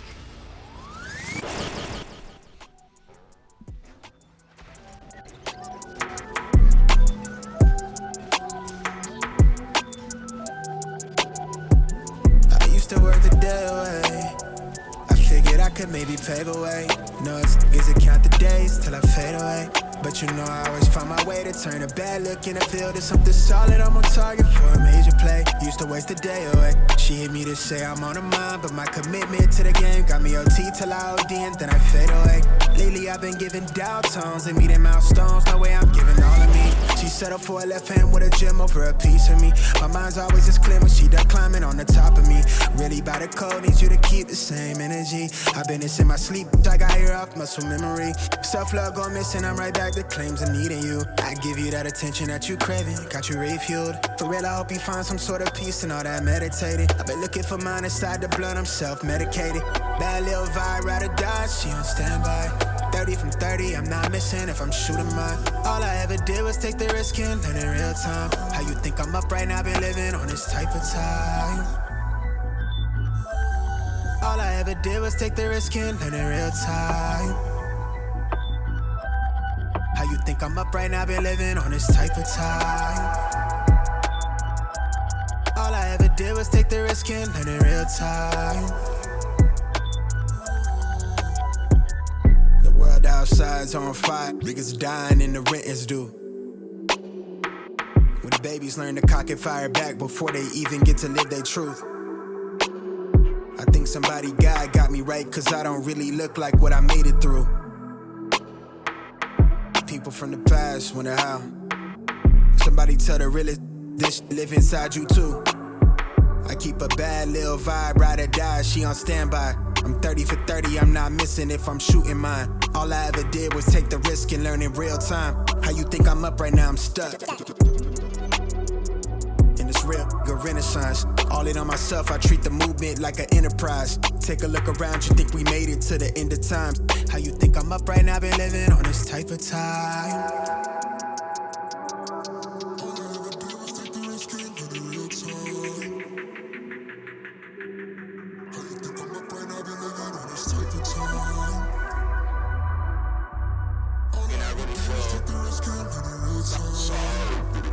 They don't have a vision of what the future holds. Because you just saw the future.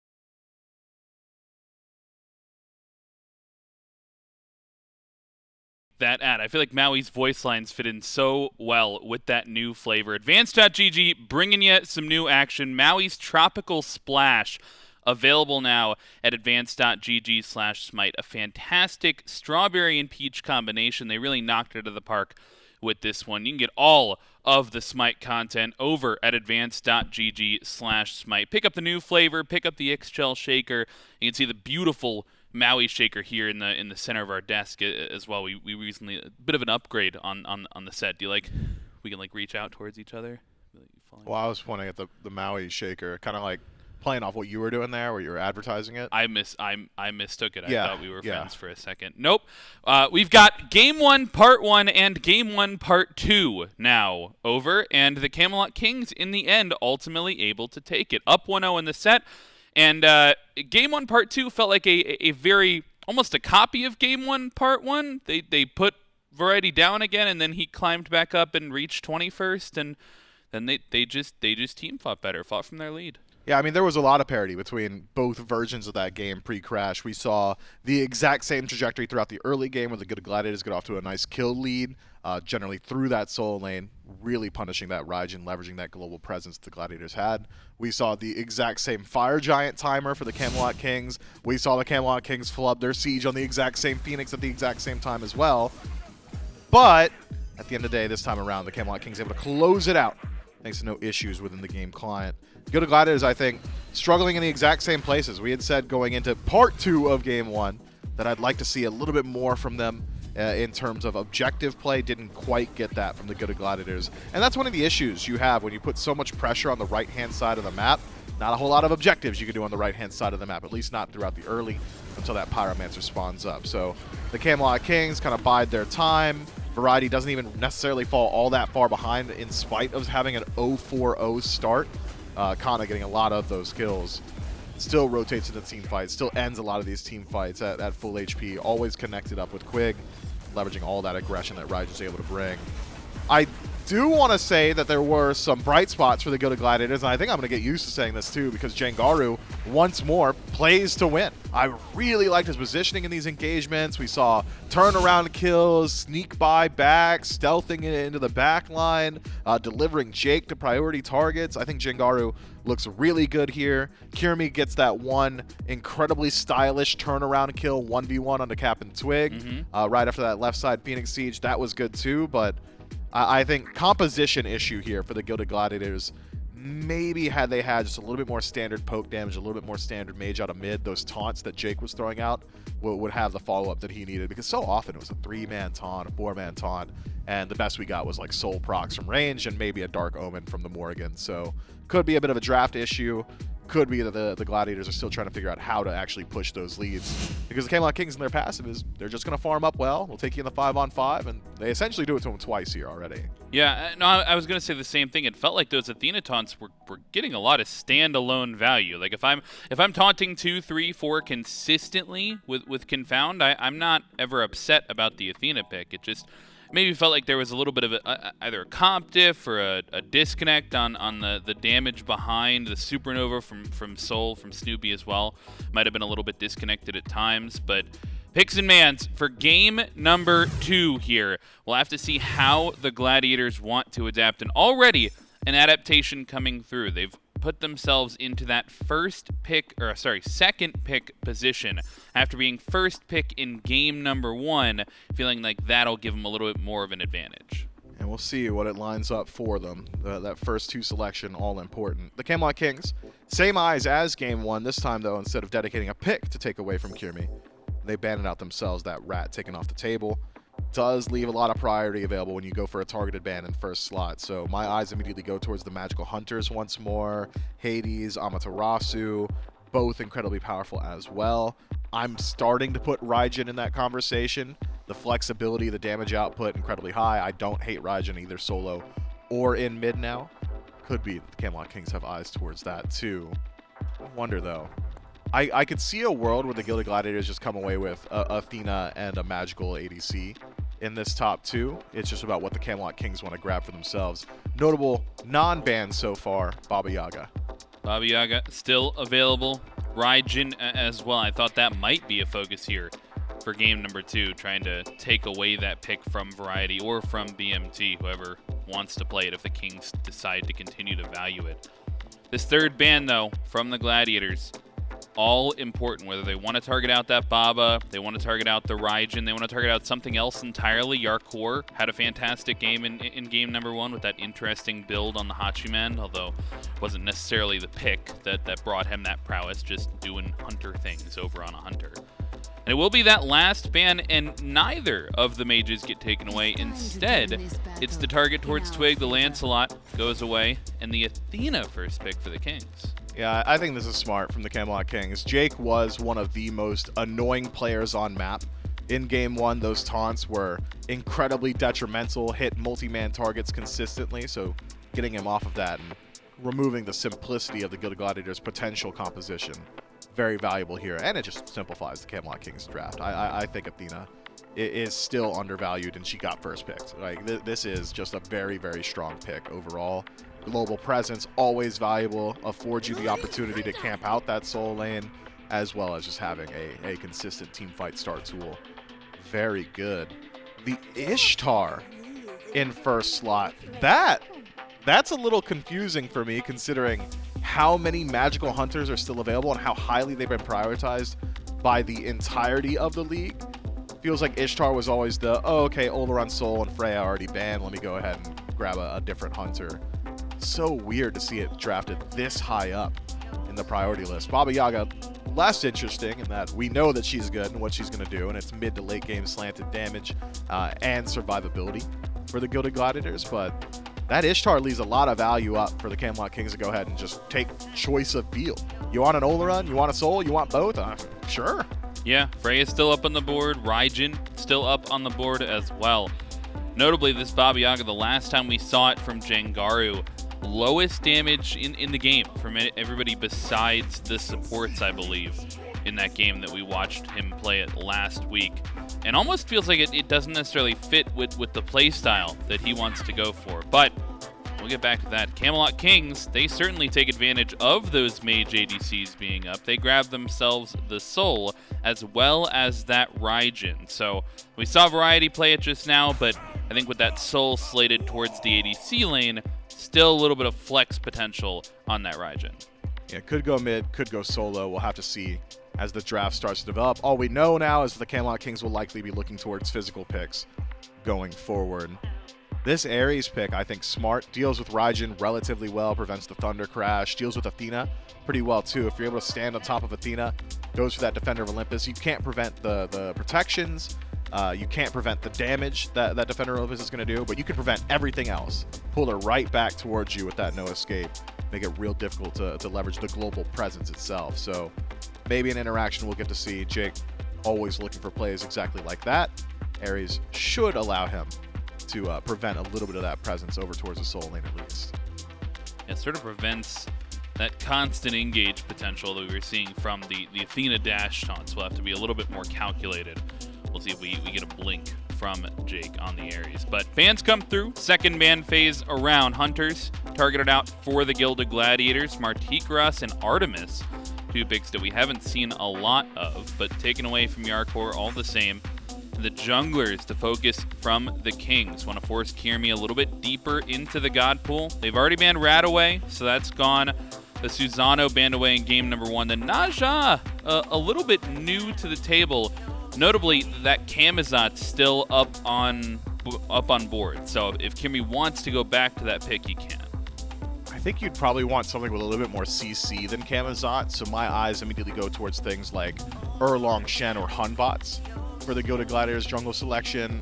Otherwise, could even play something like a Thor, and I think it would play well into what the Camelot Kings have got. There's a lot of really good options for jungle on both sides, and we'll have to wait a little bit for the Gilded Gladiators. That is most assuredly the soul lane selection.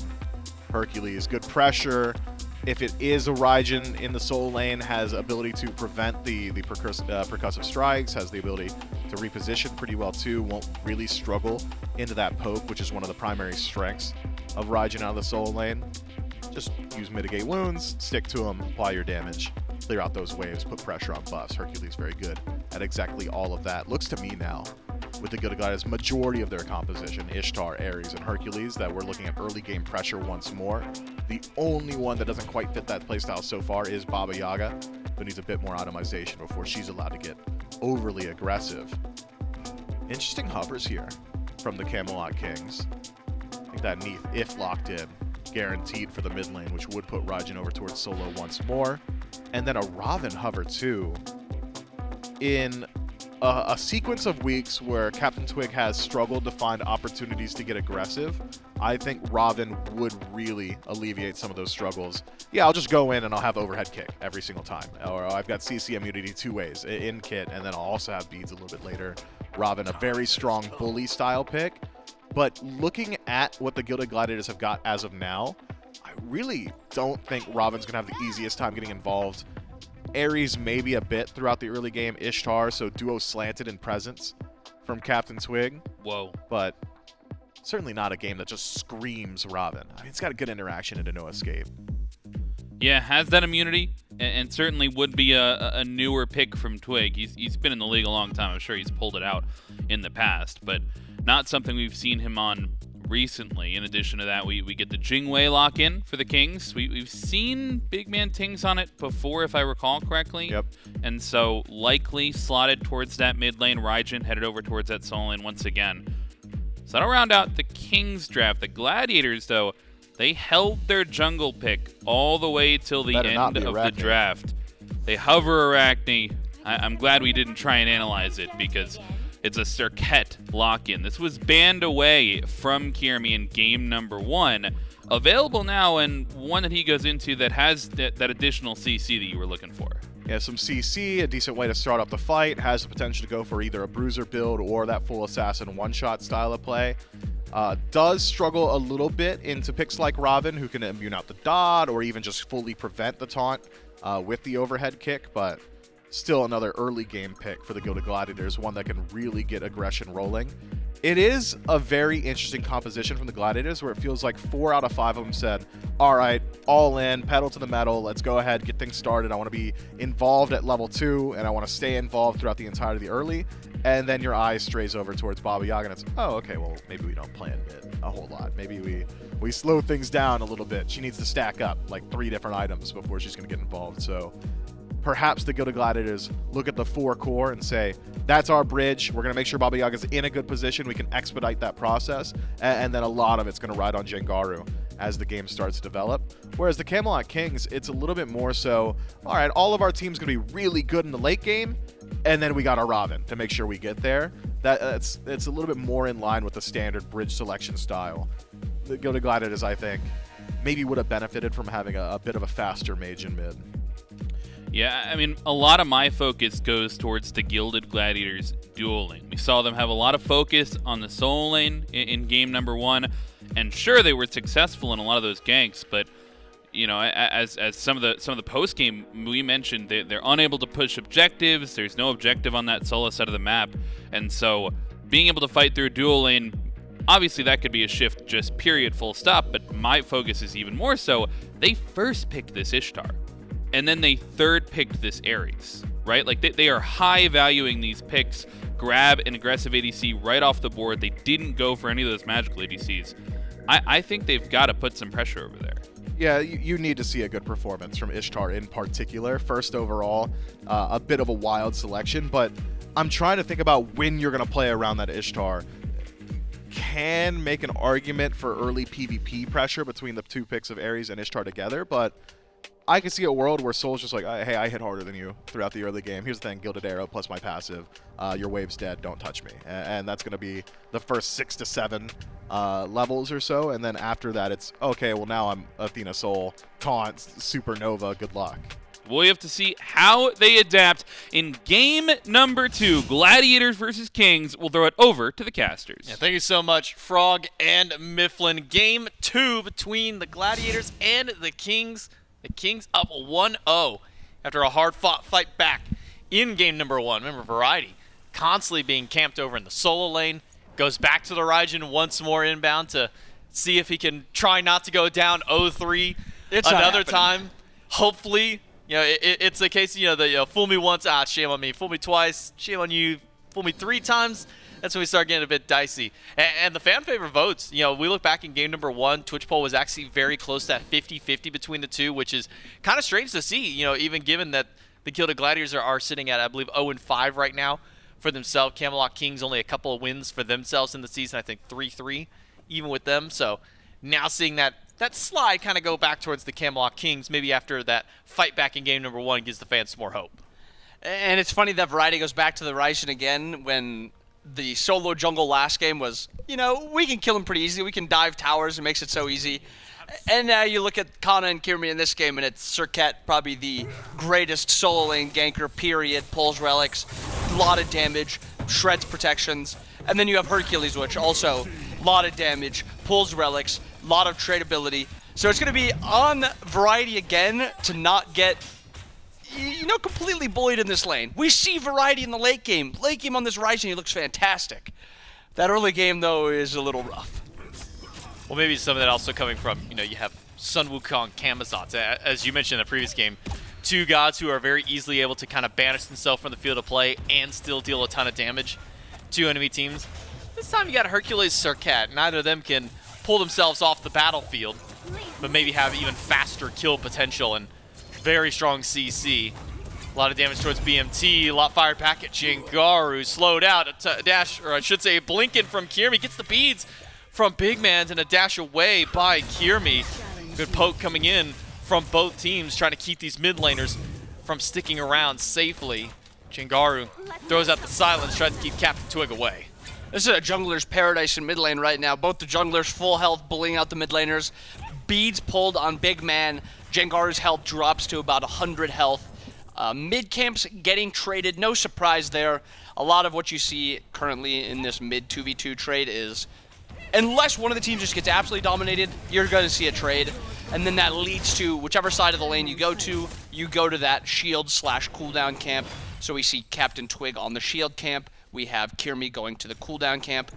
Maybe some kill potential here. Kyrmi does have no blink, so it makes it a little bit harder. I think a big difference is Kyrmi needs blink to gank this solo lane, and if that's down like he just used it in mid, Variety's definitely a little bit safer.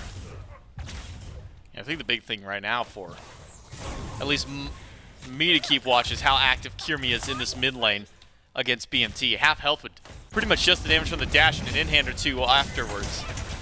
Really shows Kyrmi's kill pressure this early in the game, but I want to see it continue. I want to see him keep putting up that pressure. You've already got beads from BMT.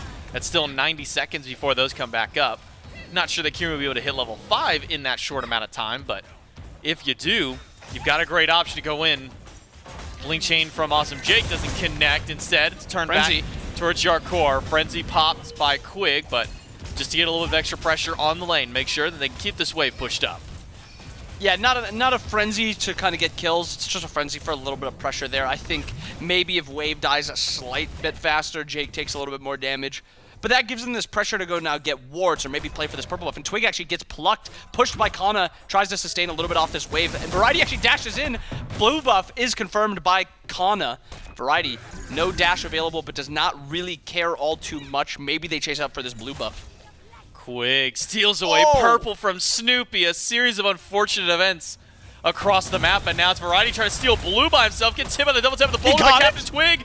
Manages to take down one. First blood for the Camelot Kings. Variety will use the ultimate to keep Kana away. It's a blue buff steal trade out for the two teams, but the Camelot Kings, the ones on top of the first blood. I am baffled.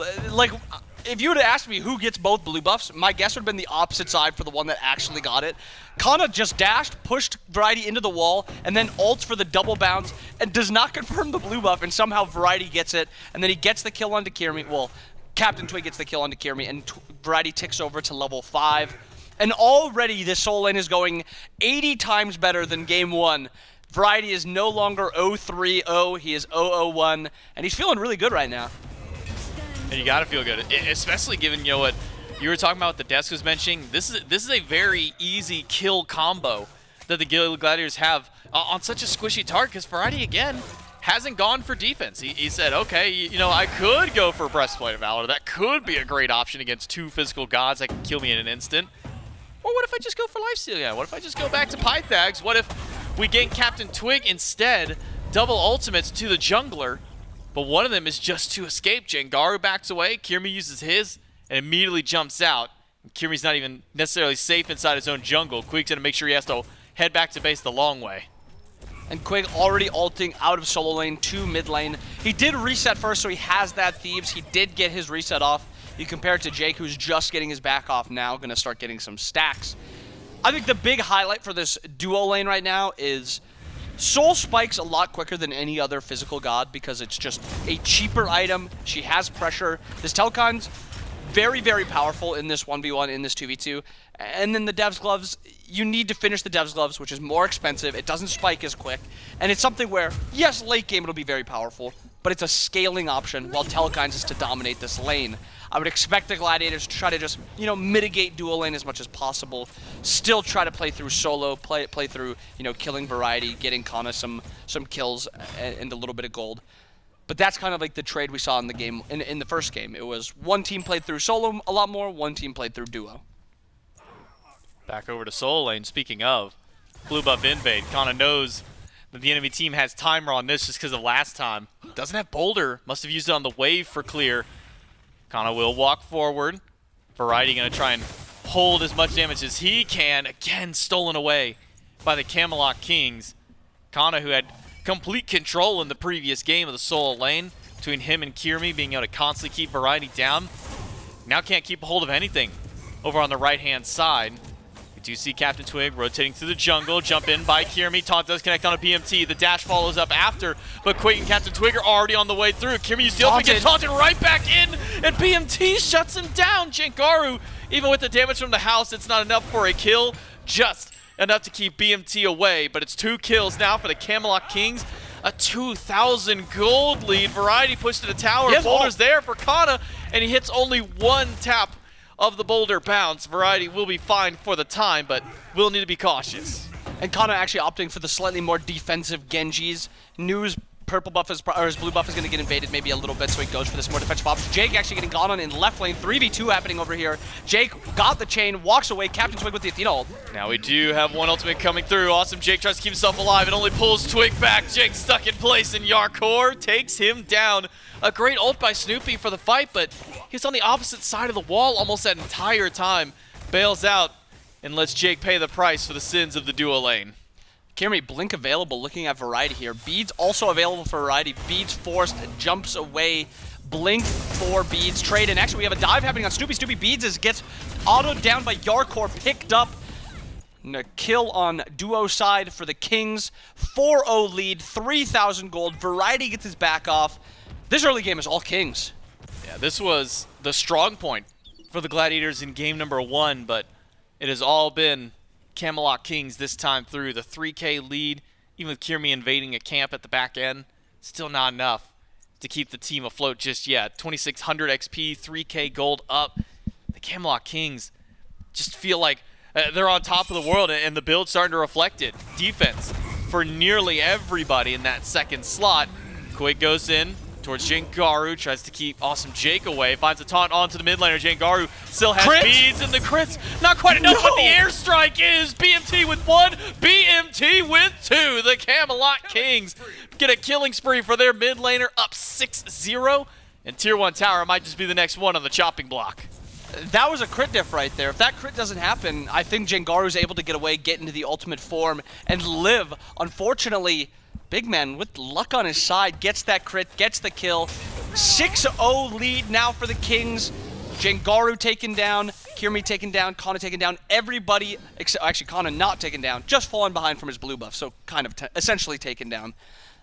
Very, very big lead for the Kings. 4,000 gold, 8 minutes into this game. The Gladiators are on the complete back foot at this point. This is, we need something quick and we need something drastic. Problem is now for the Gladiators, they're fighting into not just this, now 5,000 lead the Camelot Kings have, but Kings are starting to build into the defense that was alluded to a moment ago. 3 breastplates started up. Wonder if we'll see all 3 go into Breastplate of Valor. To be determined, at least on that one, but it's already tough. They already don't quite have the damage to go for these ones. Kyrmi can't even get close to Variety. This is the difference between a double banish right side of the map for the Gladiators and 2 that have to commit their entire body to a dive. They just can't kill Variety, and it's giving free real estate over to the Camelot Kings. It's a gold fury for them. This lead just keeps ballooning more and more out of control, Bobby. And there's nothing the Gladiators can do in this current moment to slow down the Kings. It's the Kings that have to slow down for the Gladiators to be able to catch back up. There is towers available, but they are down so much they cannot punish or push out enough to actually get down those towers. All objectives going to the side of the Kings, all kills going to the side of the Kings, and every laning god is winning their lane right now for the Kings. Yeah, the only one who was ahead, at least a moment ago, was Kyrmi for the Gladiators, but now with a 1-0-4 for CaptainTwig, 3-0 on BMT, and Quig getting very active on this Athena, 005 for himself. This Athena, no matter what team this Athena has been going to in the league, it has been looking phenomenal for just about every support, win or lose. I'm honestly surprised at this point that this god keeps getting through picks and bans inbound. And we've seen it even outside of support. We've seen Dardes play it in mid. We've seen it played in the jungle by Lasbra a couple times. This god just wins wherever it's played. And it's not like the god is in this like hugely OP spot. She's just very simple and she makes the game easy to play. And then obviously the shining spot of her is her ultimate, having that global capabilities. And actually the Kings opting to send Variety over to solo lane and 4 to the right side of the map. Maybe some early Fire Giant shenanigans, but I'd be pretty surprised by that. I mean, it is a very strong lead for the Camelot Kings this early in, but might be a bit too early. Don't really have massive burn towards objective. Jarcorrr on the right side with the help of Quig. Won't be enough to take down Kana just yet, but if every shot of Supernova hits, if that heal didn't go through, that's a kill on Kana. Maybe with a taunt pulling up, not quite there for the cooldown. And Kana lives by the good graces of his own heal, proccing just in time. One more hit would have been a death sentence for him. Tier 1 tower goes down. Quig loses out on ultimate. And the Camelot Kings with a big win on the right side. And the Kings actually opting to send Jarcorrr to the solo side to push down towers. Variety's not pushing down towers. That's never happening. This character is not locked in solo lane for his tower pushing capabilities. Soul, on the other hand, that's 90% of her strength is her ability to kill towers. And so they send Jarcorrr to that side of the map. He gets that tower. He's actually walking back over to dual lane to pick up his purple buff. And they're probably going to send Variety back to solo. Jake doesn't have ultimate, taunted back by Quig, hit by the persistent gust after CaptainTwig. Credit for the kill, but the setup there by the combo of the Hunter and Quig. BigManTingz, level 15 on the Jing way, a 3-level gap between mid laners this time, and nothing really to the fault of Jangaru. This has just been Quig constantly rotating across this map, dashed, building pressure everywhere. Snoopy doesn't have ultimate, doesn't have beads, doesn't have a second relic to fight back. Variety just keeps taunting him back in, and another taunt from Quig, a dive by Variety. A little more damage will do.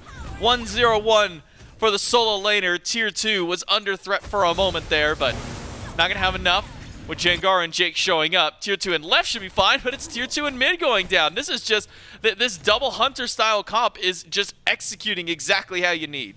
And we heard on the desk Myth actually talking about the Gladiators comp is phenomenal early game. If anything, the only god that really isn't dominant early game is the Baba, who wants to farm out.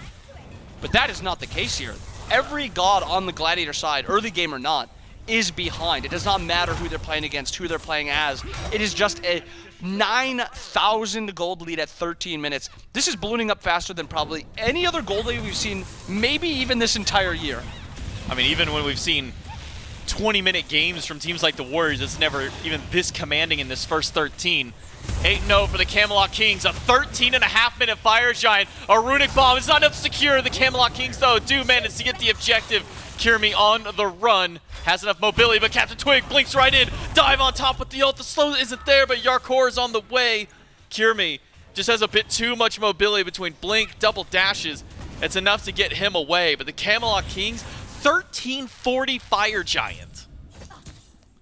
I don't even have like a word for that. This game is so much in favor of the Kings. Every play they are making is just helping their gold lead expand. Their macro has been phenomenal. And the fights they're forcing are, I don't want to say unwinnable, because very rarely are fights unlosable. Very rarely are fights unlosable, but they are nearly impossible to mess up. There's just so much good plays by the Kings this game. Kings have not let up one bit. This early pivot of even the junglers, you know, the Ratatoskr gets banned out in the first phase here in game number 2. CaptainTwig moves over to this Rav, and it's looked great for them. 4-man collapse to Variety. He might have to be the sacrificial lamb. Sorry, make that 5. Kyrmi wrapping around the bottom. Variety uses the beads. He's just buying as much time as he can, but now he's got backup from Quig to try and continue to bail him out. Quig goes forward. Doesn't find the taunts he's looking for except onto Kyrmi. Variety still alive throughout all of this. Everybody really trying to go for this kill on Variety, but still not quite enough damage has been dealt to the team just yet to take him down. And pause coming through. Fight was happening on solo side of the map. Variety looked to be getting caught out. Does get the relics off. Is able to escape for at least a little bit. But looking at that lead again, 9,000 gold lead for the Kings. They have this Fire Giant. Maybe a small opening here for the Gladiators. There is a high chance that Variety dies in this fight.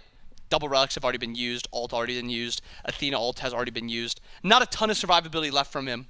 But it seems like the Glads are almost happy to rotate back over the Kings are happy to rotate over and look to take the fight. I think the important thing, though, on this one is that all of these resources have been used on Variety, and he's technically still alive. They have 5 people pushing, and he thundercrashes No out. way. Now the rest of the team No is here. way. Are you kidding me? It's a boulder at the end of it by Kana to get the kill, but 3 already dead. Make it 4 as Awesome Jake goes down, and 5 might just be the final number. The Camelot Kings pushing forward. Jarcorrr, by the way, didn't rotate. That was a 4v5 that the Kings have won handedly. Kana, the only survivor of the Gilded Gladiators. Back to the fountain he goes, while the rest of the team is pushing up everywhere else. Yark says, okay, have fun fighting. Towers are my game. They're The left spawning. side Phoenix, 5.5 minutes. And they actually died, and they're already spawning back up because this game is only 15 minutes into the game. That is insane. And we are seeing a 15,000 gold lead at 15 minutes. A 1,000 gold lead every single minute. That might be the most criminal lead that we've ever seen. Like, we've seen games that go 25, 30, sometimes 35 before we see leads like that. 1,000 gold a minute. Because you got to think, Bobby, that's not just, oh, they're getting 1,000. That's 1,000 more than the enemy team every single minute of the game at this point. And they still have more gold to go. 2 Phoenixes standing, Gilded Gladiators. They got their 1 kill. They took down Variety. They got their objective at the end of that fight. But it took them so long and so many resources to do so. The Camelot Kings, alive and healthy, can walk right into the middle Phoenix. Jarcorrr swinging away with the in-hands. That bird is gone. No runic bomb there to try and go for anything else. Kana taunted back by Quig. The damage follow-up is a bit too much. Dive by CaptainTwig, gets the kill. Jake has got 4 chained up, but only pulls back Variety this time, but that should be just enough for the Gilded Gladiators to find their pick. Right side Phoenix still alive. Quig will tank it up so the rest of the team can back out. I mean, they lose middle Phoenix, but a 1-for-1 trade is one of the best things you can get at this point in this game. 14,000 gold lead, getting that kill onto him, maybe 15,000. Gold lead has not gone up. They get the kill, the trade in solo lane. Pyro spawning very soon. Gold Fury spawning not too long after, along with Fire Giant. At this point, the Gladiators need how many mistakes in a row from the Kings? Are we thinking double digits? 10? We might be just looking for the word miracle at this point. Miracle. I think they need a divine intervention to be able to help them out. I mean, being this far down, another Pyromancer for the Camelot Kings, that puts us to 15k gold. I mean, they're 2-man splitting a shield buff with a combined multi-level down to CaptainTwig. He's walking at 2, and I'm pretty sure CaptainTwig wins these 2. He's already used the ultimate, taunted back by Kyrmi, and they just gave up. They gave up the fight. There's so much threat from Quig's existence on map that Kyrmi and Snoopy as a combo do not want to fight CaptainTwig. I mean, Twig has that breastplate already. He's got the Runeforge, so he's got a little bit of survivability. Jake, however, caught out, takes a little bit of damage. Runeforge is procced. Jake gets the chain, able to walk away at least for a little bit. Slow chase out, it seems. Slow. Roots there. Thunder crash over the wall. Variety gets the credit for that kill. 14 now for the Camelot Kings. 18 minutes, 15 seconds. Jarcorrr trying to keep eyes on where Kyrmi might be. Kyrmi's about to reveal himself on a wave. It's a dash taunt by Quig with a crit from BMT. Jarcorrr might just be able to solo Primal Fury all by his lonesome. They spotted out that Kyrmi's on the left side of the map. The Camelot Kings, they won't push for the end, but they'll continue to expand their lead. Primal Fury will go down. to the Camelot Kings. At this point, the Gilded Gladiators might just be looking for game number 3 to figure out what went wrong. I think right now the answer is that Quig has just been so oppressive on this Athena. Kyrmi tries to dive Variety. Variety says, look, you've already done it one too many times. You're not going to kill me by yourself. It took 5 to kill him last time. 1 will not be there. Fire Giant, the second one of the game, by the way, 19 minutes in. The Camelot Kings, they're just running away with this game. And left Phoenix still dead, middle Phoenix still dead. Glad's 4-man grouped on left side with just Variety over here. Oh, he didn't get the stop. Misses the backstop. Seems like the Glads will be giving up trying to kill Variety here. 4 strong.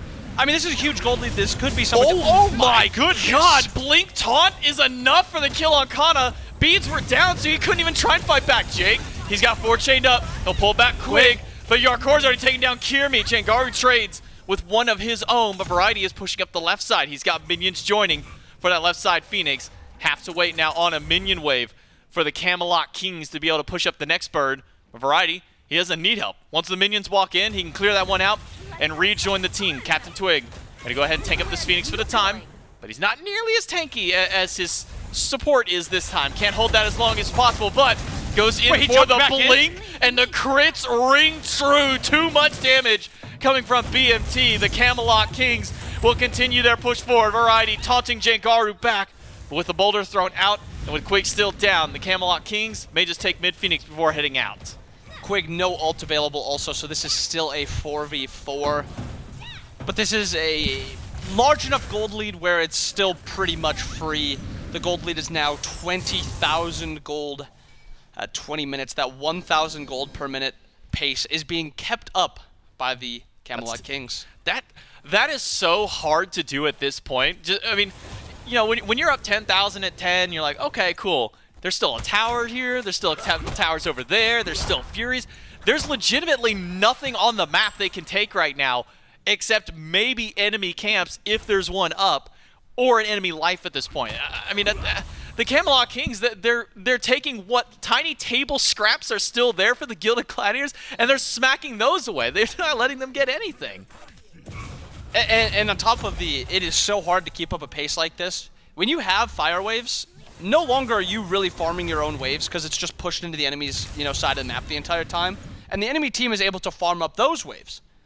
So you're getting rid of your own waves, the enemy is getting free waves, and you're still maintaining 1,000 gold per minute lead just from objectives, camps, and maybe a couple kills here or there. Kings, however, are not waiting for this next Fire Giant. They're not going for Pyro. 21 minutes into this game, 5v5, dash taunt, Quig onto Jake. It's just on a Jake. Kana, half HP, damage going through. CaptainTwig to the back, and CaptainTwig with 1. Snoopy at half, goes to the fountain. Jake pulls back BMT, but Kyrmi is already gone. Dive out by BMT. He's still alive for the time. Another taunt by Quig. It's met with damage from CaptainTwig, but not quite enough. Titan now at half HP. Runic Bomb chipping away at the last little bit. And with the damage from the Camelot Kings, they will close it out 22 minutes. Game number 2, and put themselves up 2-0 in the set. And after a game 2 that is that convincing, going into game 3, it is just a completely different story. This is now even more backfoot Gladiators after losing that first game. Now they lose the second game in a fashion like this. For you to come back into the set, you need a complete mental reset. It's no longer, we have to win 3 games. It's cliche, but it's 1 game at a time. You have to be able to just reset that mental, go back. What is the problem in this comp? What do we need to get the enemy off of? Athena, something you highlighted, Athena, I think, correct thing to highlight. Probably the talk of the entire story of this phase. Athena's just too strong. Get rid of her, pick her, something. Yeah, really ever since the changes came to Athena, she started rising back up and slowly but surely, week after week, getting closer to that must-pick, must-ban. I think we're at a must-ban right now. If you're not in that first pick for Gladiators Game 3, might want to take that one away. Game 2, convincingly to the Camelot Kings. We'll throw it to a quick break. We'll be right back.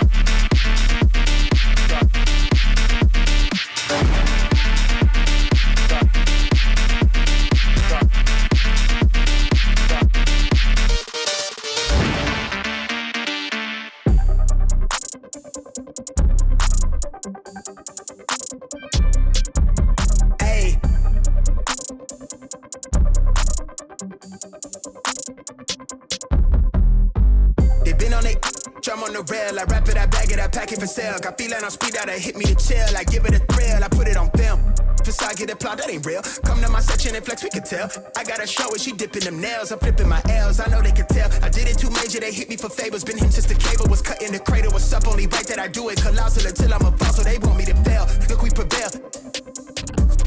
I'm on your tail. Know that they talking, they telling them tales. Just know how to tell that for the sale.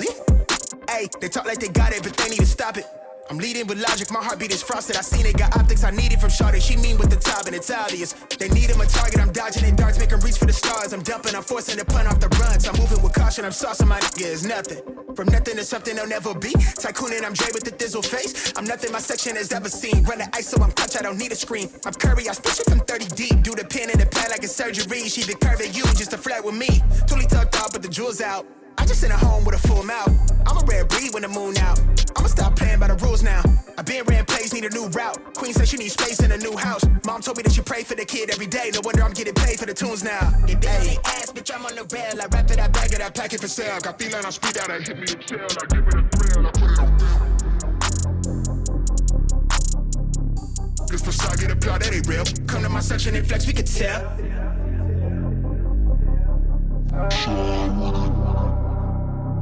Really outside with it. Run around with it. Run around with it.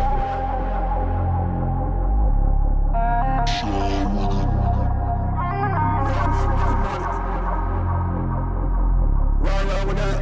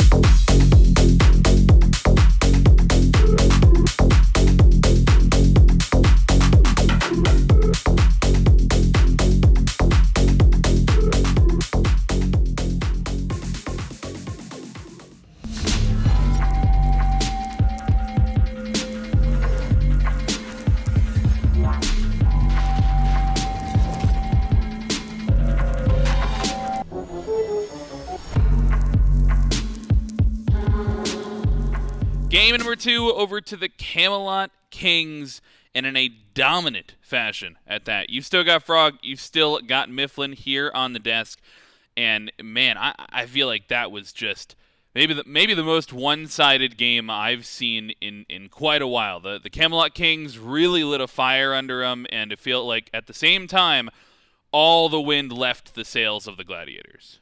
Yeah, I mean, the Gladiators have a composition that, for the most part, would have played throughout the early, and then they lost the early, so they lost the opportunity to play, I think is the crux of what happens there in game number 2.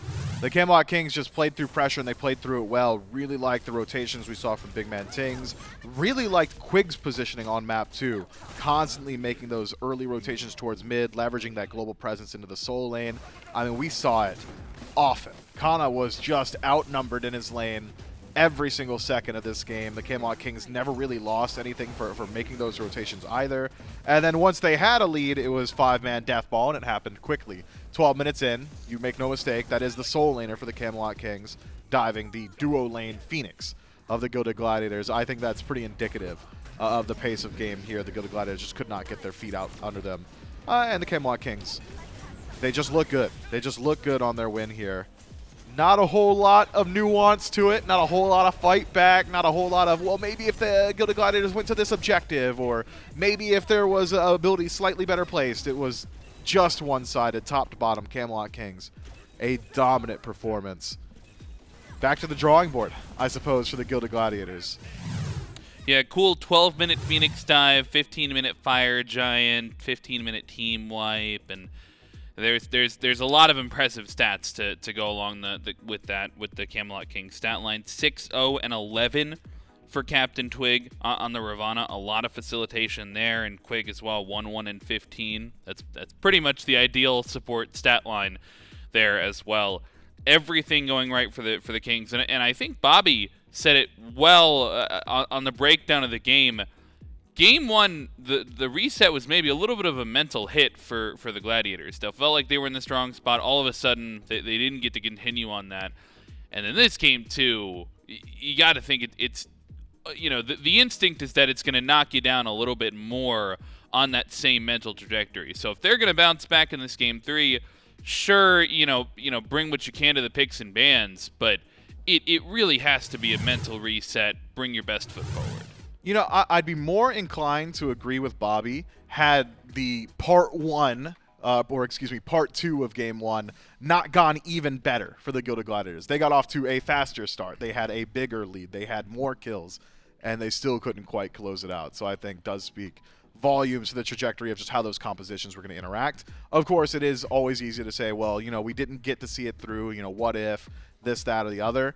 Right. I'm not giving much weight there. I feel like so far this set has gone about according to projections. Yeah, no, and that's fair, right there. The last time that these teams met up early on, I think it was week 2 that they faced each other in division. It was a 3-0 for the Camelot Kings. That was obviously before the roster swap comes through for the Glad. So have to imagine though they're still holding out hope. There's still a lot to even if we didn't have Game 1 after that 15-minute Fire Giant, 12-minute Phoenix Dive. There's no matter what, you got to do some bouncing back here in picks and bans for game number 3. Yeah, and I think you could either all in on that early game style, make sure everybody on the Gilded Gladiators is capable of fighting at level 3. I think that's a potential route for them. You could commit to a late game team fight composition. I don't want to see them in a weird back and forth middle ground. But as far as just clear delineation, what can we change immediately in P's and B's that is going to right the ship? I don't think the Gilded Gladiators have essentially got that. I mean, always vie for the best possible selections. Maybe you could put Jake on something with a little bit more impact throughout the early game, more damage on field. He was playing really well in that Athena, great facilitator, but when I think of Jake, I think of him as just essentially a soul laner in the support role. I like seeing him when he's able to get in their face and get aggressive. So maybe you put eyes there. Still need to see a little bit more from the Magical Hunters out of Snoopy, so maybe you could somehow find him on one of his bread and butter hunters, but it's not an easy task fixing this team. Yeah, I think the Kings, they identify that.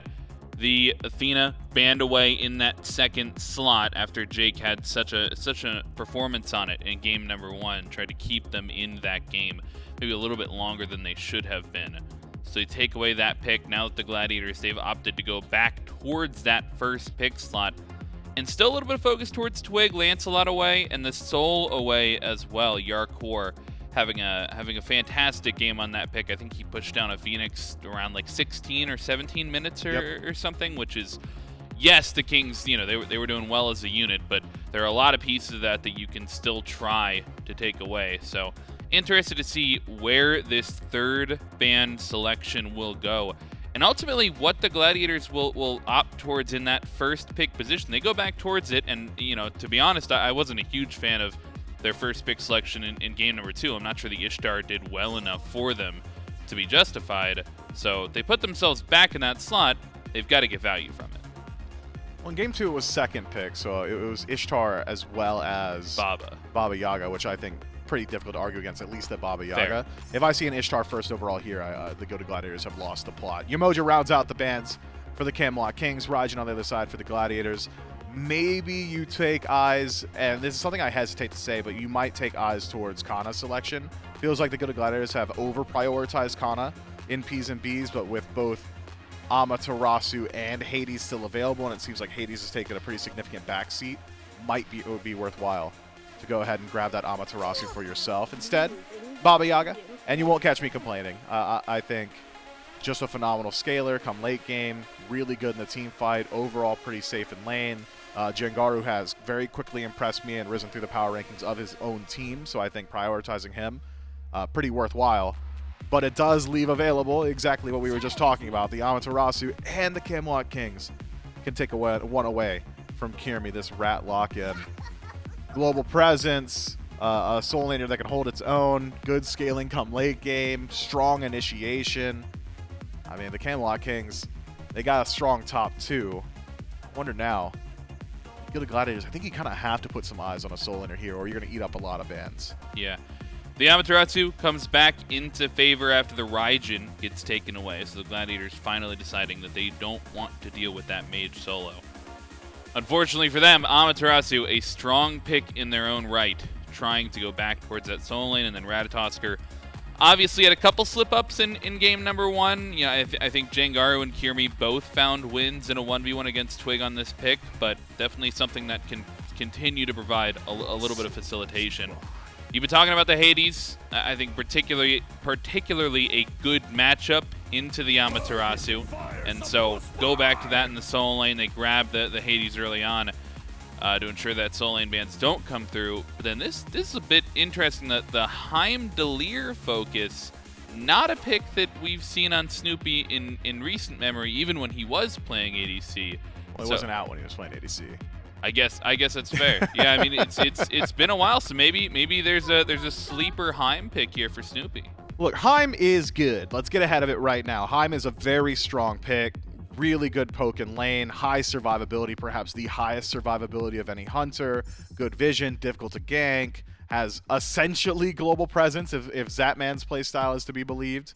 CC immunity and threat on beads, so I don't hate Heim. I don't love Heim top 3. Feels like it was incredibly low odds that we see a ban or pick from the Camelot Kings there. So could have maybe looked at some of those other selections. Could have grabbed Jake, something he'd be a little bit more comfortable on. Instead, though, it doesn't reveal too much, and the Camelot Kings aren't going to say, oh, they got Heim, we can go towards X pick, and it's just going to make it miserable. It's generally just going to hold its own throughout the game. I will say, though, that having looked at the top 3 from the Gilded Gladiators and the Kings, from second pick, I think the Kings have gotten a much faster start here. Really like what they've lined up. Very aggressive, very single-minded in the team fight. Just run it down, play around that Aphrodite, and try and make things happen. I wonder what now the initiation begins to look like for the Gilded Gladiators. You're going to get a lot of it, assuming we're still holding off on support and jungle. There are certainly some decent options here. Maybe even consider something like the Hun bots. If you're worried about counter initiation, Hun bots would help out a whole lot for the Gladiators. But it's the Kings who have to make their selection first, and I think with this 4th overall pick, we'll get an even more clear idea of the draft identity. I wonder, do you look towards mid? I don't think you necessarily have to.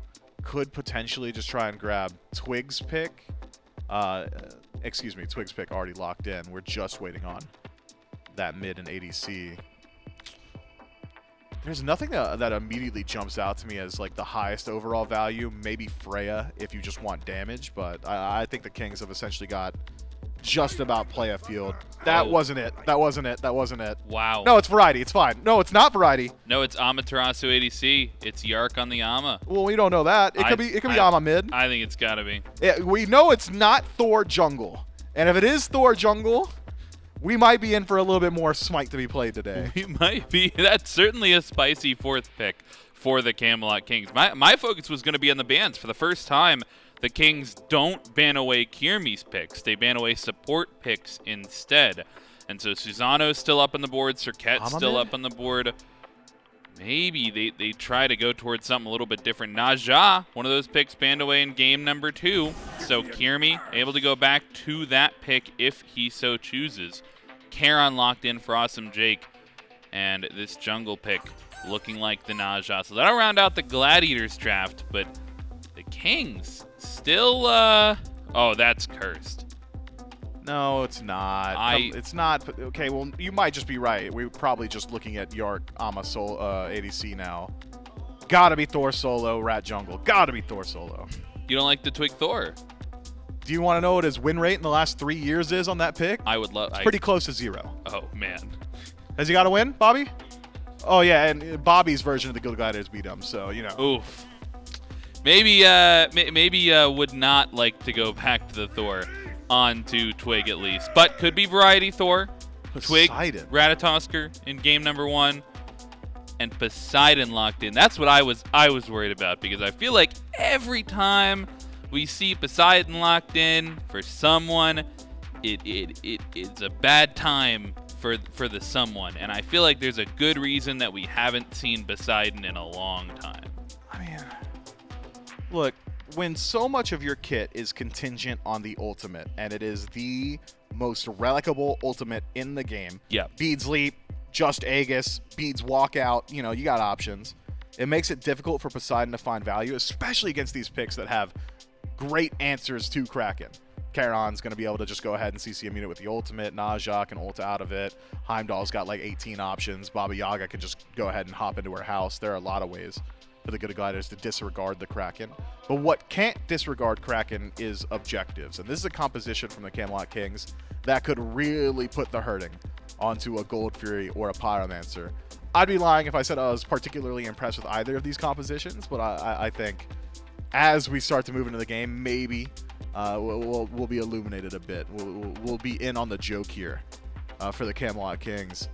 It's a lot of global presence, can't argue against that. A lot of initiation, can't argue against that. Aphrodite support, can but won't argue against that. Gilded Gladiators, that Nnahh pick, I think the biggest question mark for me, because I'm not seeing the Nnahh follow-up. Is it Hades every time? It's not exactly Baba Yaga, especially if she's already channeled the Home Sweet Home. Very interesting drafts here. I can't wait to see where the Kings land. I think you were right, though. It probably is Yark on Ama. Really hoping it's not Thor Jungle. I got confirmation from production. It is Yark on Ama. Yep. And importantly, it is Thor solo. Yep. And Jungle Rat for Twig. Chef's kiss. So we're right on the money. On the other side, I almost feel like I would have rather had the Nnahh plus the Poseidon on one side, because there's your follow-up, right? And then maybe you don't have time to relic the Kraken, but interesting compositions to be sure. We've seen teams try and explore from 2-0 up. You get a little bit more space to try and, you know, experiment with compositions, looking towards the Road to Worlds. Obviously, you know, there's all those considerations, but just looking blanket at the comps, I mean, who are you favoring in these fights? Pull back the curtain a little bit. I got a screen down here, chat. I'm going to figure this one out. Man, these comps are something. These are truly some comps of all time. Yeah, Glads, why not? Glads favored by Mifflin.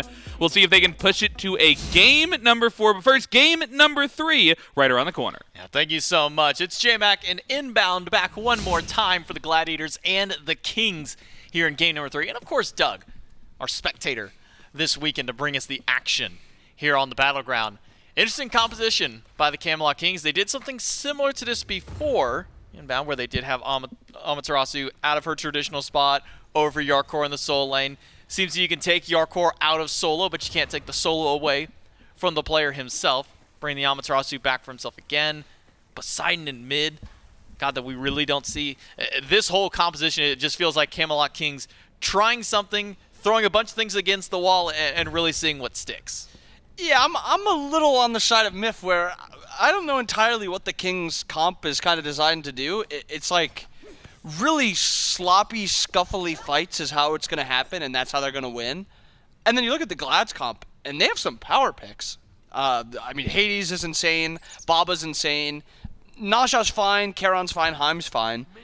But neither one of these comps really stick out to me as like, this is a really good comp, very easy to play around. This will be what they need to do. They can play through early game, whatever it is. Neither comp really speaks like that. I will say, Ama Afro dual lane, if they can make it to like level 3, there's going to be a lot of kill potential for them onto this Heim and onto this Charon. There's really a lot of safety, good clear, and then there's just a lot of extra damage that's going to be very surprising. We also have Yark opting for going for that Golden Blade, even though he's going to be having Gooseberry, so he's going to have the double dip of that. So clear is not going to be an issue.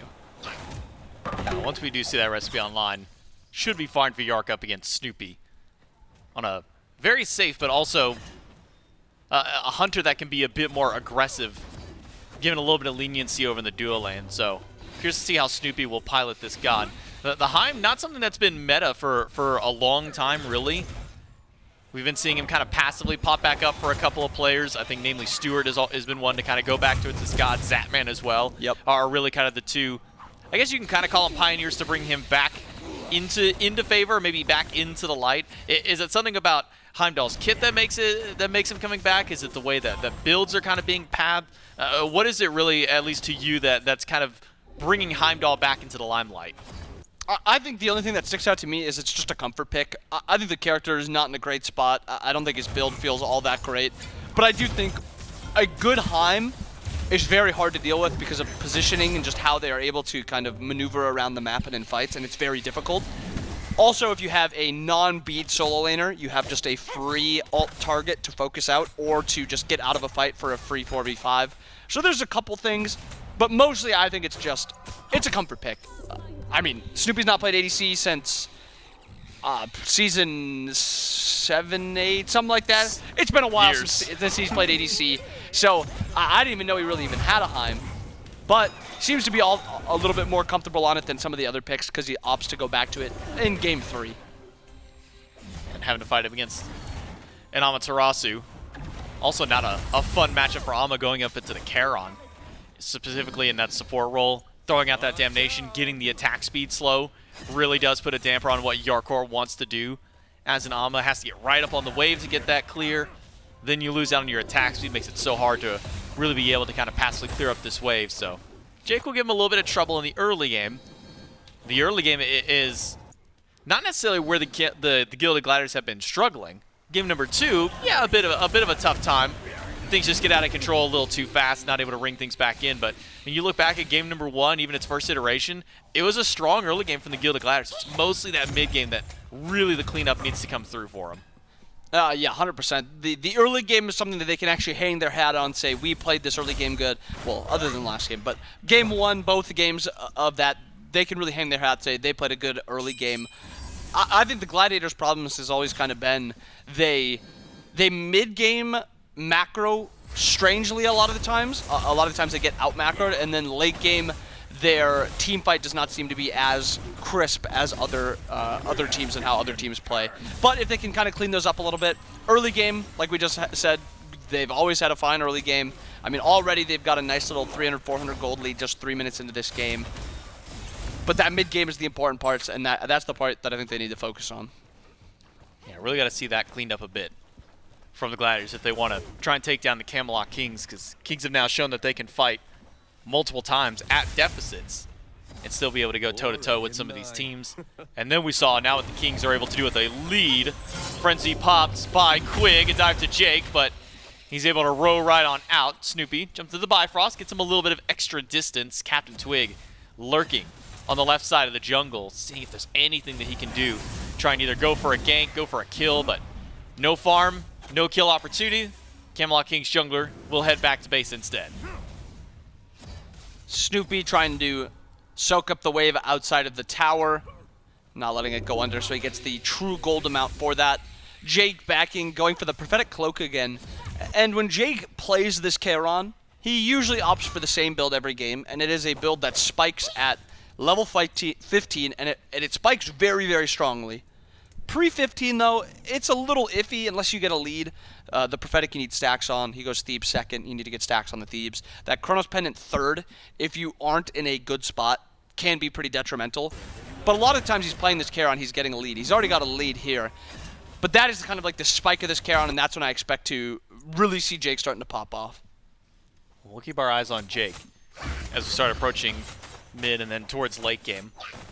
I think a secondary story is going to be kind of a difference on the solo lane as well. We're no longer in the warrior v mage instance for variety where he played Raijin a couple of games in a row. Instead, he's on Thor this time. Use the ultimate. He's the only one on this side of the map. Kyrmi even tried to go for a response, so maybe variety just trying to answer back ult for ult. CaptainTwig tries to go for the green seal, gets feared back by the wave, slowed down, forces him into the sky. Jangaru tries to take him down with ultimate, but not enough damage. Blue buff being stolen by the Gladiators. No from Kana to help secure that one, but keeping constant threat onto variety. This was the answer for the Gilded Gladiators in game number 1. It worked out somewhat well, but it's all about keeping up that pressure. If variety is going to be your focus, double down. Make sure to keep him out, because you can't have someone who you focus the entire game be the first one to hit 20. This is also a strength that the Kings, I think, have always had, where Variety is probably the best solo laner in the league who plays with a deficit. He knows when to make plays, he knows when to go in, he knows when to trade his life or trade his health bar to try to make a trade for the enemy team. And if you don't put him far enough behind, or if you don't translate your lead on solo lane to other parts of the map, the Kings know really how to deal with that. And it's through Variety, it's through also Big Man just being super effective while his solo laner's behind. Same with Jarcorrr. Yes, they've transitioned out of genetics in support, they have Quig in support, but I think even through that, Variety has still shown that he's probably the best, behind solo lane player. We'll see how he can play through this one. Again, he's already lost out on a blue buff. Another fight for the shield camp, but Kyrmi's wrapping around. He's got ultimate this time. Snoopy goes right in between two of them, and it will be Kyrmi to pick up Jarcorrr. Still holding on to beads on the ground, has the ultimate as well, will be able to stun out nobody because Snoopy uses it, and that's enough to get through. Now it's Quig, and he escapes. Stun is there, and awesome Jake's got the damage. The Gilded Gladiators strike first blood. Can they get a second? CaptainTwig dashes away. BigManTingz collapsing in around, has access to the Kraken, hits it onto two, but doesn't get the stun after. Tidal Wave pushes them away from CaptainTwig, and BigManTingz may have just been enough to save his jungler. And Jangaru rotates also, getting Big Man's beads. Good early opening fight for the Gilded Gladiators. The Cxnnahh rotation over. Quig mistimes the ult. Ult as soon as the Cxnnahh brings him into the air, no longer immuning the actual ult. And when Jarcorrr goes into the air, Quig is forced to play up a little bit farther. Quig then runs out of mana, gets taken down. Good early fight by the Glads. And also, Big Man losing beads there is something that is a big point when you're playing against Cxnnahh. And it's same with Twig. Having no beads on your mid jungle against a god who forces out and punishes beads as easily as Cxnnahh, that's like the highlight for this Glads for the next 2 minutes, about 2 minutes till the relics are back up. And that's what Kyrmi really has to focus on. Punish the ones that have no beads. I think that needs to be the big callback. I do have to highlight again that Jarcorrr did live throughout all of that. Was the target of the Cxnnahh ultimate, had his beads up, but I guess in that instance was trusting Quig to be able to time the ultimate properly. Didn't get so. Lands on the ground, gets a dash away after his ultimate. And remember, Snoopy beads out the ultimate. He said, okay, I'm not going to eat this stun. I'm just going to keep fighting back. But Yark was able to put just enough distance to get himself to the back end of the camp, able to dash away, and able to get back to the base, utilizing that Gold Fury pit in a rotation from BMT. So Yark living through all of that investment to kill Quig. Still good for the Gladiators to get a first blood, but just showing the tenacity that the Camelot Kings do have, and still the longevity they have in these team fights. A 1-0 lead for the Gladiators, about 1,000 gold, 9 minutes in. Not a huge lead, but it is something they can play around with Snoopy and Jake having a good amount of pressure over there. Can they keep playing through it? Can they punish one of these beads being down? It's kind of up to Kyrmi. His ult has came back up. He's farming his speed buff. Also, a lot of damage. Variety gets out on Athena there. Even though a little bit of pressure put out, and actually Jangaru beads forced by Twig in mid lane, even after a little bit of pressure put onto Variety in this solo lane, losing that blue buff, he is even. We have about an even game across the map. Level lead in jungle, level lead in ADC for the Gilded Gladiators, and actually Gold Fury being pulled by them. But it is away from awesome Jake. Can he get in there in time to steal? It will at least hit 3 players on the map. The Kraken used, and the Gold Fury goes to the Kings, but Kyrmi has grabbed CaptainTwig. No beads for the Ratatoskr. It'll be the sacrifice for his squad. Jangaru with the kill, but the Camelot Kings get the Fury. Fury goes down, Kraken used, secure. That is something kind of keep an eye on too, is through Smite's entire history, Kraken has been a thought of as a really great secure tool, and we rarely see it. Rarely is it as a great secure tool. So something that we have to keep an eye on. The Kings are going to be happy to pull these objectives, happy to use the Kraken for secure, and they'll have confidence in Big Man to secure it, but we've seen it before. Confidence in your mid laner, sometimes it pays off, sometimes they get out secured by like an auto attack or something, so. And not great secure on the Gladiator side of things either. Baba, not a great secure god. Hades, kind of, I guess, depending. Does build a lot of power, usually a lot of people grouping around there, but the end-all be-all of secure in this game is going to be that Kraken.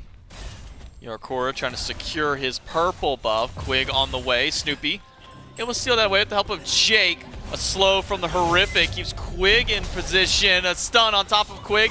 And now Yark going back in with his own ultimate. Kyrmi takes one to the sky as Yark stuns out too. But on landing will be met by the damage of Snoopy. Still not enough damage. The healing is there. The ring toss doesn't get the kill. Variety managed to get one on the right side, but it's traded out with Quig's life on the opposite. Now Jarcorrr, I don't even know if he realizes there's a tidal wave heading his way. He's going to get clipped by it from the wave, but not going to do too much to him. It is a 1-for-1 trade, though, because remember, Kana falls to the rotation over on the opposite end. Now Variety trying to keep pressure to Jangaru. No beads for the mid laner. Kyrmi still holding on to his, but 3 stack from the Kings now in mid.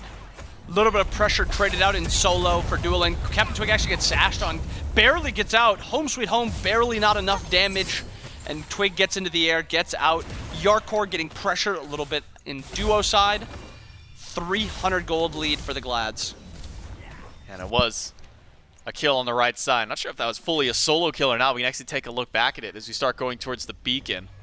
Variety able to deal a decent bit of damage to Kana, kind of kick things off as the fight at the beacon actually does manage to take place throughout all of this. Kraken good. Still beacon for the Camelot Kings. Not quite a solo kill over on this side of the map. CaptainTwig did show up, but now right back to the beacon. Quig low. Jake just needs a little bit of damage. Anybody can try and knock away Quig, but not going to be quite enough this time. Camelot Kings still down about that 700 to 1,000 gold. The Gilded Gladiators from control around the beacon. Jarcorrr ultimate forces one from Snoopy. A 1-for-1 in that trade. CaptainTwig on the way. No blink for him. And with Snoopy under tier 1, the Gilded Gladiators should be able to get out of this fight. Maybe a different story if Blink is available or if he has Blink or Ult is available. Snoopy, no mana over here. Jake is rotating over, and I think a big highlight that should be talked about right now is Jake is level 12 right now. He's got a 2-level lead in support, and he's the same level as Twig in the jungle. And this is what we were kind of talking about with this Charon. It's a greedy build, for sure a greedy build. But if he gets a lead, if he gets ahead, the build is so hard to deal with because of the constant harass, constant survivability options, and just so much actual damage, which is surprising. Kraken actually onto Jake.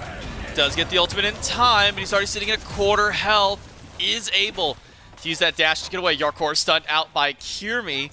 Kyrmi had the ultimate, but threat of CaptainTwig nearby. So many different ways to immune out that ult from Kyrmi. Not going to pull the trigger on it this time, maybe wisely so. Didn't have his own beads. He goes in there. That might just be a dead Najah. For the Gilded Gladiators, still able to maintain this pressure, still hold on to the lead that they established, now about 1,500 up. Still hasn't gone anywhere drastically just yet, but this is the adaptation that we needed to see. Now we start pushing into the game where the struggle started to kick in for them. And Gold Fury is up. Pyro is spawning soon. Expect grouping soon. Maybe it doesn't have to be a 5v5 grouping, but it may be a 4v4, 3v3. Kana actually gets beads forced before this Pyro even spawns. Should lead to a pretty free Pyro, but on the opposite side, Glads do not care about that Pyro. They want the Gold Fury. Will be Pyromancer to the Camelot Kings. Jarcorrr, though, heads over towards the Oni Fury. This might not be as free as they had hoped for. Yark spots out Snoopy, instantly gets some damage. Beads away from the ultimate. And now Yark can try and keep this fight going because the rest of the team is rotated in. Variety throws at the wall to block off Kyrmi, who has to Aegis the Kraken from BMT and gets the ult just in time to dash out. Jarcorrr cannot close the gap just yet with a root from Jake. Is able to now bail out Kyrmi and Snoopy for the time. And with Jangaru and Kana on the way, I don't think the Camelot Kings want to stick around too much longer. Kings got what they came for. They get the Pyromancer, and they keep the Gladiators from doing the Gold Fury. That 1,600 gold lead has now dwindled down to about 800. And with this Gold Fury being available, if the Kings get this, this game is completely even. We are talking about a completely even game, and this is the mid portion where the Glads have been leading for most of this game. But as you highlighted, this mid portion is the part that they struggle with the most. And so far, they seem to still be struggling with it a little bit. How do they get the objective? Now it's all about trying to mitigate mistakes more than anything else. It's been Gladiators with a lead, and then one little misstep, one overstay from a player is usually where the mistakes kick up for the Gilded Gladiators. Now It's the Camelot Kings on the Fury. Frenzy has been popped. The ultimate from Jake already used. Gold Fury still at a quarter and being melted through. The Kraken will secure it this time, so no Kraken for the team fight, but the Camelot Kings don't care about a team fight. They wanted the objective and nothing more than that. Guarantee it for themselves. Kraken is the secure, and the Camelot Kings tie up the game. And Kyrmi showing in right lane gives the Kings all the information they need to go to this Gold Fury and try to burst it. Like we alluded to, great secure. Poseidon, the greatest secure in the game, easily should be the option for the Kings if it's available. 4v3 on that Gold Fury. At that point, it's free. The Glads cannot really walk in. They get the Gold Fury, they get out. If Kyrmi doesn't show in right, I think we're talking about a different story where the Kings are not confident to just pull that without knowing where he is. But because he shows, the Kings can just walk over to that, pull it, take the gold lead, about 400, 300. We'll say it's an even game completely right now. 3-1 kills in favor of the Glads, gold slightly in favor of the Kings. Beacon gonna be spawning up here soon. Jake already trying to get in position to give his team advantage. Quig uses the ultimate just to try and keep himself alive during all of this. We do have a brief pause before the team fight breaks out between these teams. But now is really the time where I want to see the Gilded Gladiators get that step up. Jake's had the lead for the majority of this game. Prophetic Stack is nearly already completed for him. Gauntlet of Thieves done. Chronos Pendant picked up. There's that level 14 power spike at the moment. Now, once that next level kicks in, that's the one that you were talking about at the beginning of the game. And that is the point that I think the Glads have to know. That's like the go point. When that war flag is finished into a war banner, the Glads have to start looking for this advantage. We also see the Baba Yaga going for that cloak. Not a surprise. It's not a surprise when Baba goes it because of her passive. But that is still no longer a character that you can really deal with all too well. She doesn't do a ton of damage when she finishes that cloak, but she is so hard to kill. Yeah, it's been tough for a lot of teams to be able to kill a Baba Yaga. Even if a team is losing a game with a Baba Yaga in there, you're never going to see massive death on the stat line there. As we do jump back in, so does CaptainTwig. A double dunk onto Kyrmi and Jangaru. Kraken onto Jake. He's a bit too far forward. The wall misses. The kiss misses. And Jake is back under the tier 1 tower, but he and Kyrmi cannot stick around long. This tier 1, only a couple hundred hits left on, or a couple hundred health left on it. And a few in-hands. The Kings will knock it down. And once you know, the Beacon ready to go as well. The Camelot Kings, while no kills in that team fight, complete control over the Gladiators. And tier 1 tower into the Beacon gives this Kings a lead. It's still, we're 17 minutes into the game. 1,000 gold isn't the end-all be-all lead that you need. But every 1,000 gold you get is 1,000 gold lead you're going to be having a lead with. And the more gold you get, the more advantages you have to be able to push your lead even more. And the Kings, with even the smallest of leads, it doesn't even have to be a gold lead, like a positioning advantage. The Kings take advantage of it. So what are they going to be looking for? Level 14 on the Aphrodite. Level 15 is when you get your starter and support. And level 18, Variety. Not too surprising because of not a ton of pressure over in solo lane, but level 18, highest level in the game. Sitting here thinking Variety doesn't even know what to do right now because the last few games has just been, oh, camp Variety, make sure that Variety doesn't get to play the game.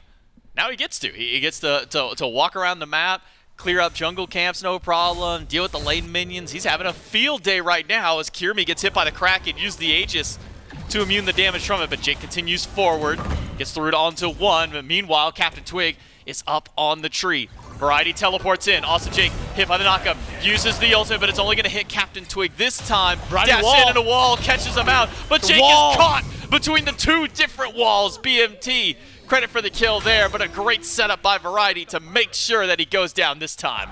And Variety backed right before that fight popped off, and it seemed a little worrisome that was going to be a fight in favor of the Glads. Fortunately, really good active usage, really good ult and positioning by Quig. Ult by BigMan forces out also Kyrmi's Aegis, and then Variety's able to TP back and get a very nice wall, picking up Jake.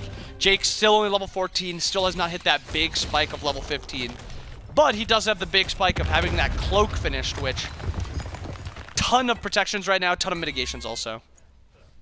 Tier 1 tower on the right side for the Camelot Kings. That's tier 1 Pyromancer, kill, and a second tier 1. Variety at this point, He's just having fun in the solo lane since he's not being camped. Hammer over the wall, Kyrmi right around, and he spots him out. He knew that there was a ward there, or at least Variety had that ward for safety. This Thor has ult. Does have ultimate. Variety's coasting right now. He is his beads too. The biggest chill of anybody at this point. At this point, all he's doing is just distracting people because now look where the rest of his team goes.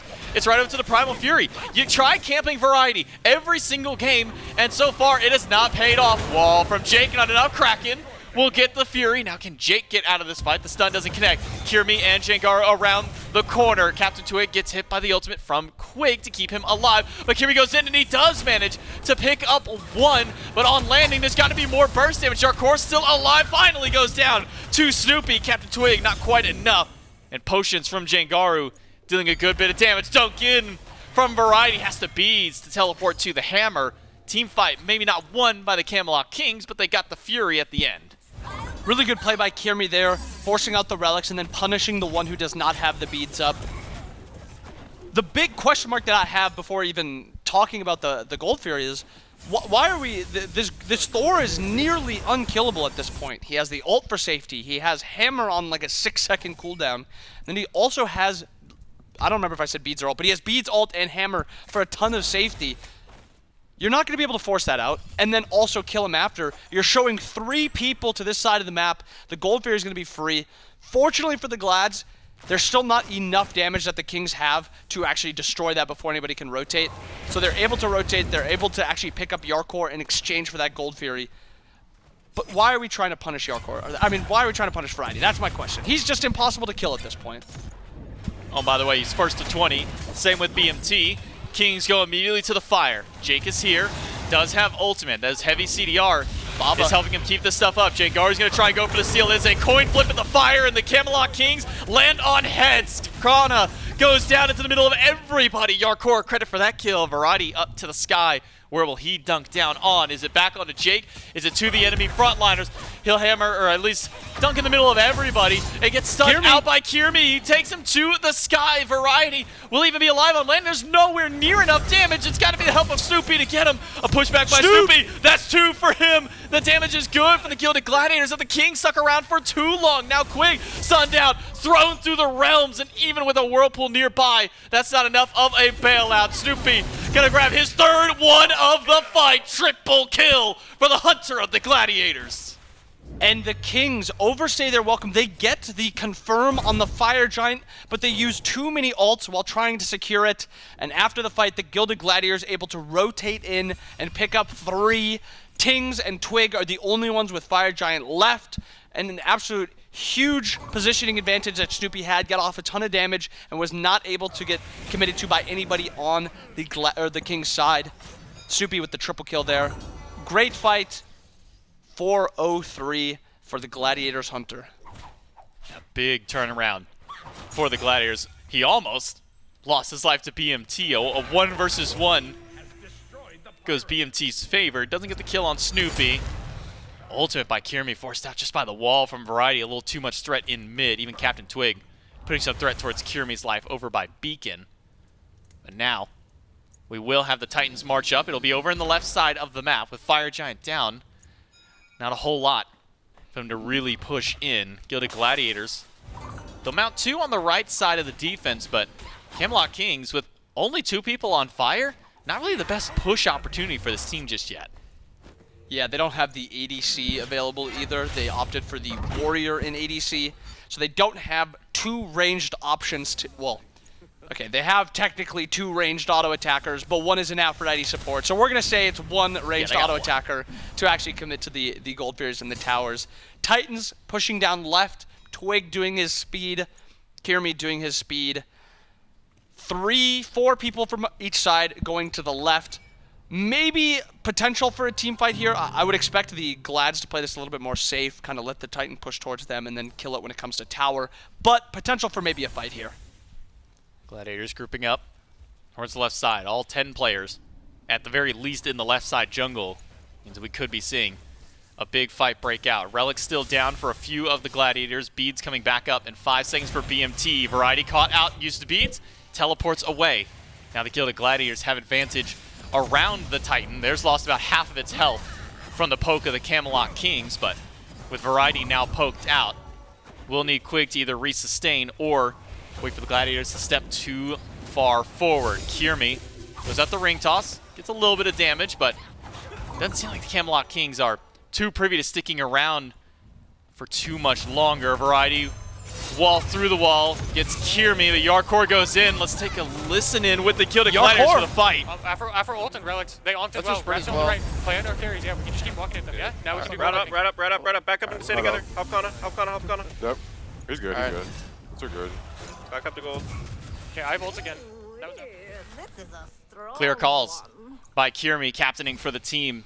Keeping eyes on where this Ratatoskr is, making sure to let the team know, do we want to keep going, do we want to not stay in this fight. Awesome Jake, though, gets slightly caught out. Whirlpool Tidal Wave does a decent bit of damage. The Camelot Kings don't really have the big push for this fight. They used up a lot of their relics. Meanwhile, for the Gladiators, everything back up for them. They can start up this next big fight if need be. And Jake, not a ton of threat onto him for range damage. He needs to get auto-attacked by Jarcorrr a lot to actually be threatened. For now, it seems like really the only threat onto him is Big Man on the Poseidon. And he's going to have to invest that ult if he wants to kill. So Jake in a very, very tanky, healthy spot right now. And right now, even though the Kings won the last fight, the Kings got the last fire, actually Variety gets hammered in on ulted. Wave does hit 3 on landing. There needs to be more follow-up on a Variety. There's not there quite yet. The Kraken slams through Kana. He gets erased immediately. Jarcorrr, credit for that kill. But BMT with the big follow-up damage. Not even a chance for Kana to get his ultimate off during that fight. The CC chain and the damage just a bit too much for him. Jake gets stunned out by Quig. The Camelot Kings push back in. It's a double dunk in from the Assassins. Variety off of one. CaptainTwig waiting for his dunk to the second one. Snoopy used the Gjallarhorn, but it's a little too early. Still gets hit by the knockup from CaptainTwig. And Awesome Jake, he can't row away. The Whirlpool has locked him in place for the Camelot Kings to take him down.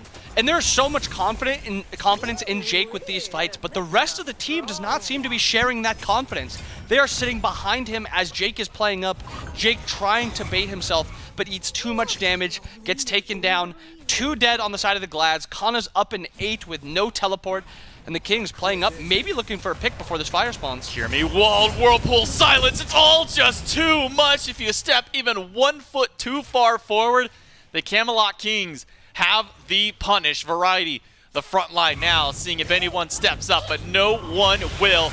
Camelot Kings, 27.5 minutes, will take the Fire Giant, though the lead not astronomical yet. We're sitting only around that 5,000 mark, but this is now our first significant lead of the game for this team. 5K up, still a few towers to deal with as well.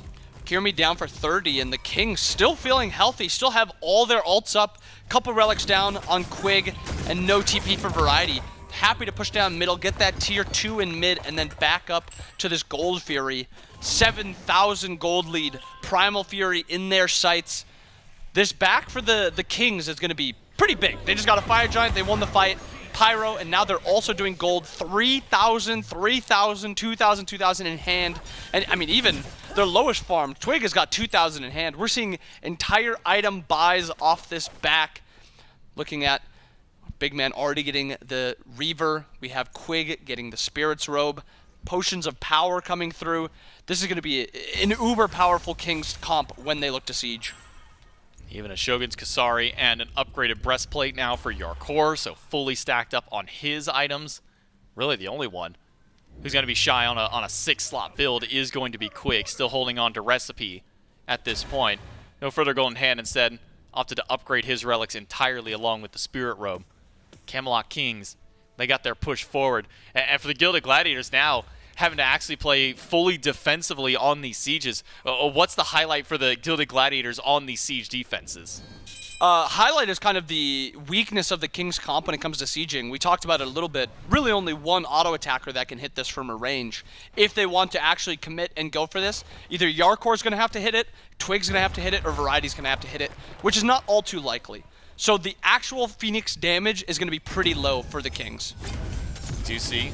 Jarcorrr step forward, BMT nearby. In the sky Kana. is a Variety. Kana's got 3 locked inside. The Kraken hits him, but it doesn't do a whole lot. BMT just needs to get out, but he gets hit by the wave, and the potion follow-up after. Jangaru First kill of the fight. The Camelot Kings, their kryptonite of the left Phoenix, Terrific. is coming back to bite him once more. Quig stunned out, thrown into the sky. CaptainTwig might just have to turn tail and run from this one, but he ducks in the middle of everybody. Finds 2 with the damage. Quig is still alive through this. It took a lot to kill the frontliner for the Camelot Kings, but CaptainTwig, he's got the runic bomb. He says, well, we might lose the fight, but I'm going to get this Phoenix, even if it costs me my life. He takes it down and walks back into the enemy base. The Titan will swing away, but he's just buying as much time as he can before he goes down. Turn around for a little bit, dashes past Jangaru, but it'll be Jake who shuts him down.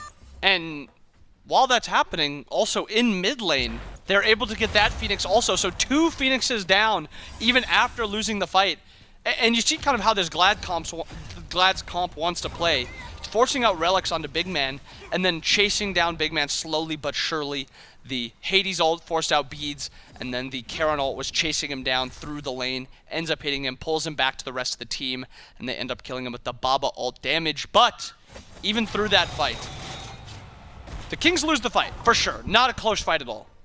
But the macro play by the Kings to not, maybe try to salvage the fight, they just go and they take the Phoenixes, which is what you're there for in the first place. CaptainTwig, recognizing he had runic bomb, says, well, I can still get some value from this one. Even if I die, as long as I get the Phoenix, it's worthwhile. And the amount of time that he buys, not only taking the Phoenix, but kind of just leading the Gladiators around their own base at that point, giving them that opening. So now, 2 birds down, Fire Giant on respawn in a little over a minute before the Camelot Kings can head back that direction. Still, bit of a gold lead up, but at this point of the game, the real significance of that gold lead is starting to come through, mostly for the right side of the map. Kyrmi still hasn't been able to buy his last item. Kana waiting to be able to upgrade his robe to the very end of it, so most of that lead really showing between those players there. The Camelot Kings, they're already starting to mount up their defense and get their vision control around fire. And these fights have shown that backliners aren't really a threat too much. I mean, that was Tingz' first death. Jarcorrr is 2 deaths, and then you see from the Gladiator side, actually 0 deaths on both their backliners. This game is going to be won and lost through who frontlines better. Is Quig going to be able to get some big ults off, waste as much abilities from the enemy as possible? Is Jake going to be able to bait as long as he can, also trade out pretty well? That is going to be the highlight for this next Fire Giant fight. This is going to be an EFG, and they have left and mid pushing down with fire waves. No teleports, no globals aside from if you want to throw a Bifrost for Snoopy to one side of the map and try and push that one up. So now on a timer are the Gladiators. Do you want to stick around and keep this fight up? Do you want to head back and try and salvage your Titan as much as you can? Jarcorrr will split push by himself, dealing with the right tower. Not quite enough damage to be able to do it by himself just yet, but look, he just keeps distracting the Gladiators. 3 players immediately start rotating over right, and it's now set up for the Kings to go towards fire. And with the wave pushing into base, this is going to be, like you said, a timer for the Gladiators. They have to look to respawn soon. Jarcorrr actually wasted a little bit of time going to that right tier 2. And that Titan is taking a little bit of damage. Actually, Kraken was forced right there. Kraken goes through the Camelot Kings. Can they keep this fight pushing in? Let's take a listen in with the Kings on the fight. Loads of Aegises, loads of relics. I'm on Baba. I'm looking for Heim. Someone help on Heim. They just low in the back. They just low in the back. They shot one. I'm looking at Hades. Hades dashed as well. Trying to get Hades. Oh my god, you guys see how... And a full house to end it all. 3 for 1, a double kill for another. The Camelot Kings, they don't need a Fire Giant inbound. They're just going to walk right in. 3-0, the Gilded Gladiators take the set for themselves on our first day in week number 5. And a quick highlight for the Gladiators after that game too, the ability to kind of come back into this game and put a lot of effort into this game and make it as close as it was. 11-11 in kills. I mean, it says all about this game. This was punches thrown back and forth. Unfortunately, the Kings win that last fight. They come out on top, but a good final game by the Glads. I think maybe a highlight for the Gladiators in this game was mid-game didn't go as poorly as it had in the previous ones. It was actually one of the stronger showings of the mid-game for the Gilded Gladiators, but they didn't have a lead this time. The last couple instances where they've had really strong earlies, they've gotten leads from it. This time through, not quite able to pull anything ahead over the Kings. And the Kings, after that first game, we had the reset. First 0.2 game, whatever you want to call it. Also a very good play by the Kings. Game 2, they absolutely dominate. Game 3, overall, a really good set by the Kings. I mean, they showed a lot. Maybe it takes a little bit more in this third game than they would have liked, but they played kind of a little bit of a funkier comp. Myth talked about it on cast where he didn't really love the comp, but the Kings played it pretty well. Yeah, I think the Kings played it about as well as they could here, and it was just enough for them to be able to get a win over the Gladiators. A 3-0 for the Camelot Kings. That's it for me and Bobby on the cast. We'll throw it back over to Frog and Mifflin on the desk. Camelot Kings start the day with a 3-0 sweep over the Gilded Gladiators. Still Frog, still Miff on the desk. And, you know, despite that Game 3 not being as dominant from the Kings as perhaps Game number 2 was, they still, you know, they're able to keep it clean. They pick the Poseidon. They secure their objectives. And they take it in the end. Yeah, this looked to me like a standard Camelot Kings MO. Oh, we're down 7-2 in the slash line. Up 4,000 gold, though. And that was just a continuing trend. We saw plenty of kills for the Gilded Gladiators not be transferred into anything substantial, and the Camelot Kings would say, oh, well, you killed my dual laner, we stole your blue glove. Oh, well, you made a rotation over to solo lane, we did Gold Fury. There was just always an answer on map, and then when they did have opportunities to actually look for aggression themselves, clearly leveraged it very well. I thought BigManTingz had a much better performance on Poseidon than I would have expected. Agreed. Krakens got largely dealt with, but also weren't super necessary with the Whirlpool placement being as good as it was. Camelot Kings very cleanly went out on this one. I had thought maybe this game would have the makings of going long, just because the Camelot Kings, looking at composition alone, should have struggled a little bit more on Siege. Didn't come up, though. CaptainTwig makes a split-second decision to sack his life in order to knock down that left Phoenix. Once that base is opened up, the Gilded Gladiators never quite could find a true 5-on-5 on Bird. Instead, it was chasing outside of the Phoenix, or maybe a fight in the jungle, or taking a fight in neutral territory around the Fire Giant. That's when this Camelot Kings draft, I think, is going to look its best. If you don't have a Hunter, you're probably not going to take that war of attrition on Bird line. But you can initiate non-stop when you have this many frontliners. Yeah, I mean, I got worried when they initially got pushed back off that left-hand Bird, because at this point it's been like, what, 4 or 5 sieges this set that they have not been able to go and siege that left-hand Bird successfully. But Twig, with a great macro play, you know, gets in there with the bomb, takes that out, and that opens up the map. They're able to force a fight, and that last fight, that's exactly what they wanted. They took a fight in the jungle, they've got that frontline presence. And finally, Jarcorrr gets to show off maybe why he picked the Amaterasu, a triple kill in that last fight. And for all the fluff, and we, you know, I thought it was going to go solo, but they give it to Jarcorrr, they put it over in the ADC role, they get a win on it. I mean, he looked good on it in the team fight, for sure. He got a little handled in lane, but, you know, the other guy had ranged auto attacks. What are you going to do about that? What are you going to do about ranged auto attacks? Well, the person who did not go to the Amaterasu instead went to the Thor, we've got Variety standing by for the interview. Yeah, that's right. I've got Variety with me here. First off, congrats on the win up against the Gilded Gladiators, and congrats on having at least one game in the set where you don't get camped out for the early game. I mean, how did it feel just kind of getting to actually play a little bit of the game on the Thor? A couple of moments where they tried going towards a dive when you're already level 18 or so. How did it feel finally getting a game where you kind of got to thrive a little bit in your lane? Peaceful, honestly. It's so nice. I just want, like, I feel like I've been inting so many times in these recent sets, but I also feel like I'm drawing a lot of pressure on myself from the jungle and the mid and all rotations, so it's nice to get a little break. Yeah, I mean, kind of drawing back to that one, we get into part 2 of the first game, and you're down 1-6 against the enemy. I mean, they put a lot of focus to you, but you hit level 20 before your opponent. I mean, what's it like, you know, talking with your team at that point, say, guys, I'm 1-6, but I'm level 20. I mean, how does that feel for the mental of the team and for yourself, knowing that you're still able to thrive even in those conditions? I think it's just understanding that you can be 0-10, but as long as you hit your power spikes, whatever god you're playing is going to be strong. So I think it's just realizing, even though I'm 1-6, is that I've hit my power spikes, I've hit the items that I need to like carry the game, and you know, I just let them know that I'm going to be farming and I'm going to get my power spikes. I'm going to be in the game again. And talk to me just a little bit about, for as much as you feel comfortable on game number 3, I think this is the second time now that y'all have gone to the Amaterasu ADC. Is this just something y'all are trying out and experimenting with? Are you guys just trying to maybe figure out some other strategies to play around? Yeah, we're just trying it for now. We played a bit of aim ADC and blown ADC going into Worlds last year, and I think we've kind of just carried on with that. I think there is a place for it, but we're still trying to figure out where and when actually pick it and when it's actually strong to play it.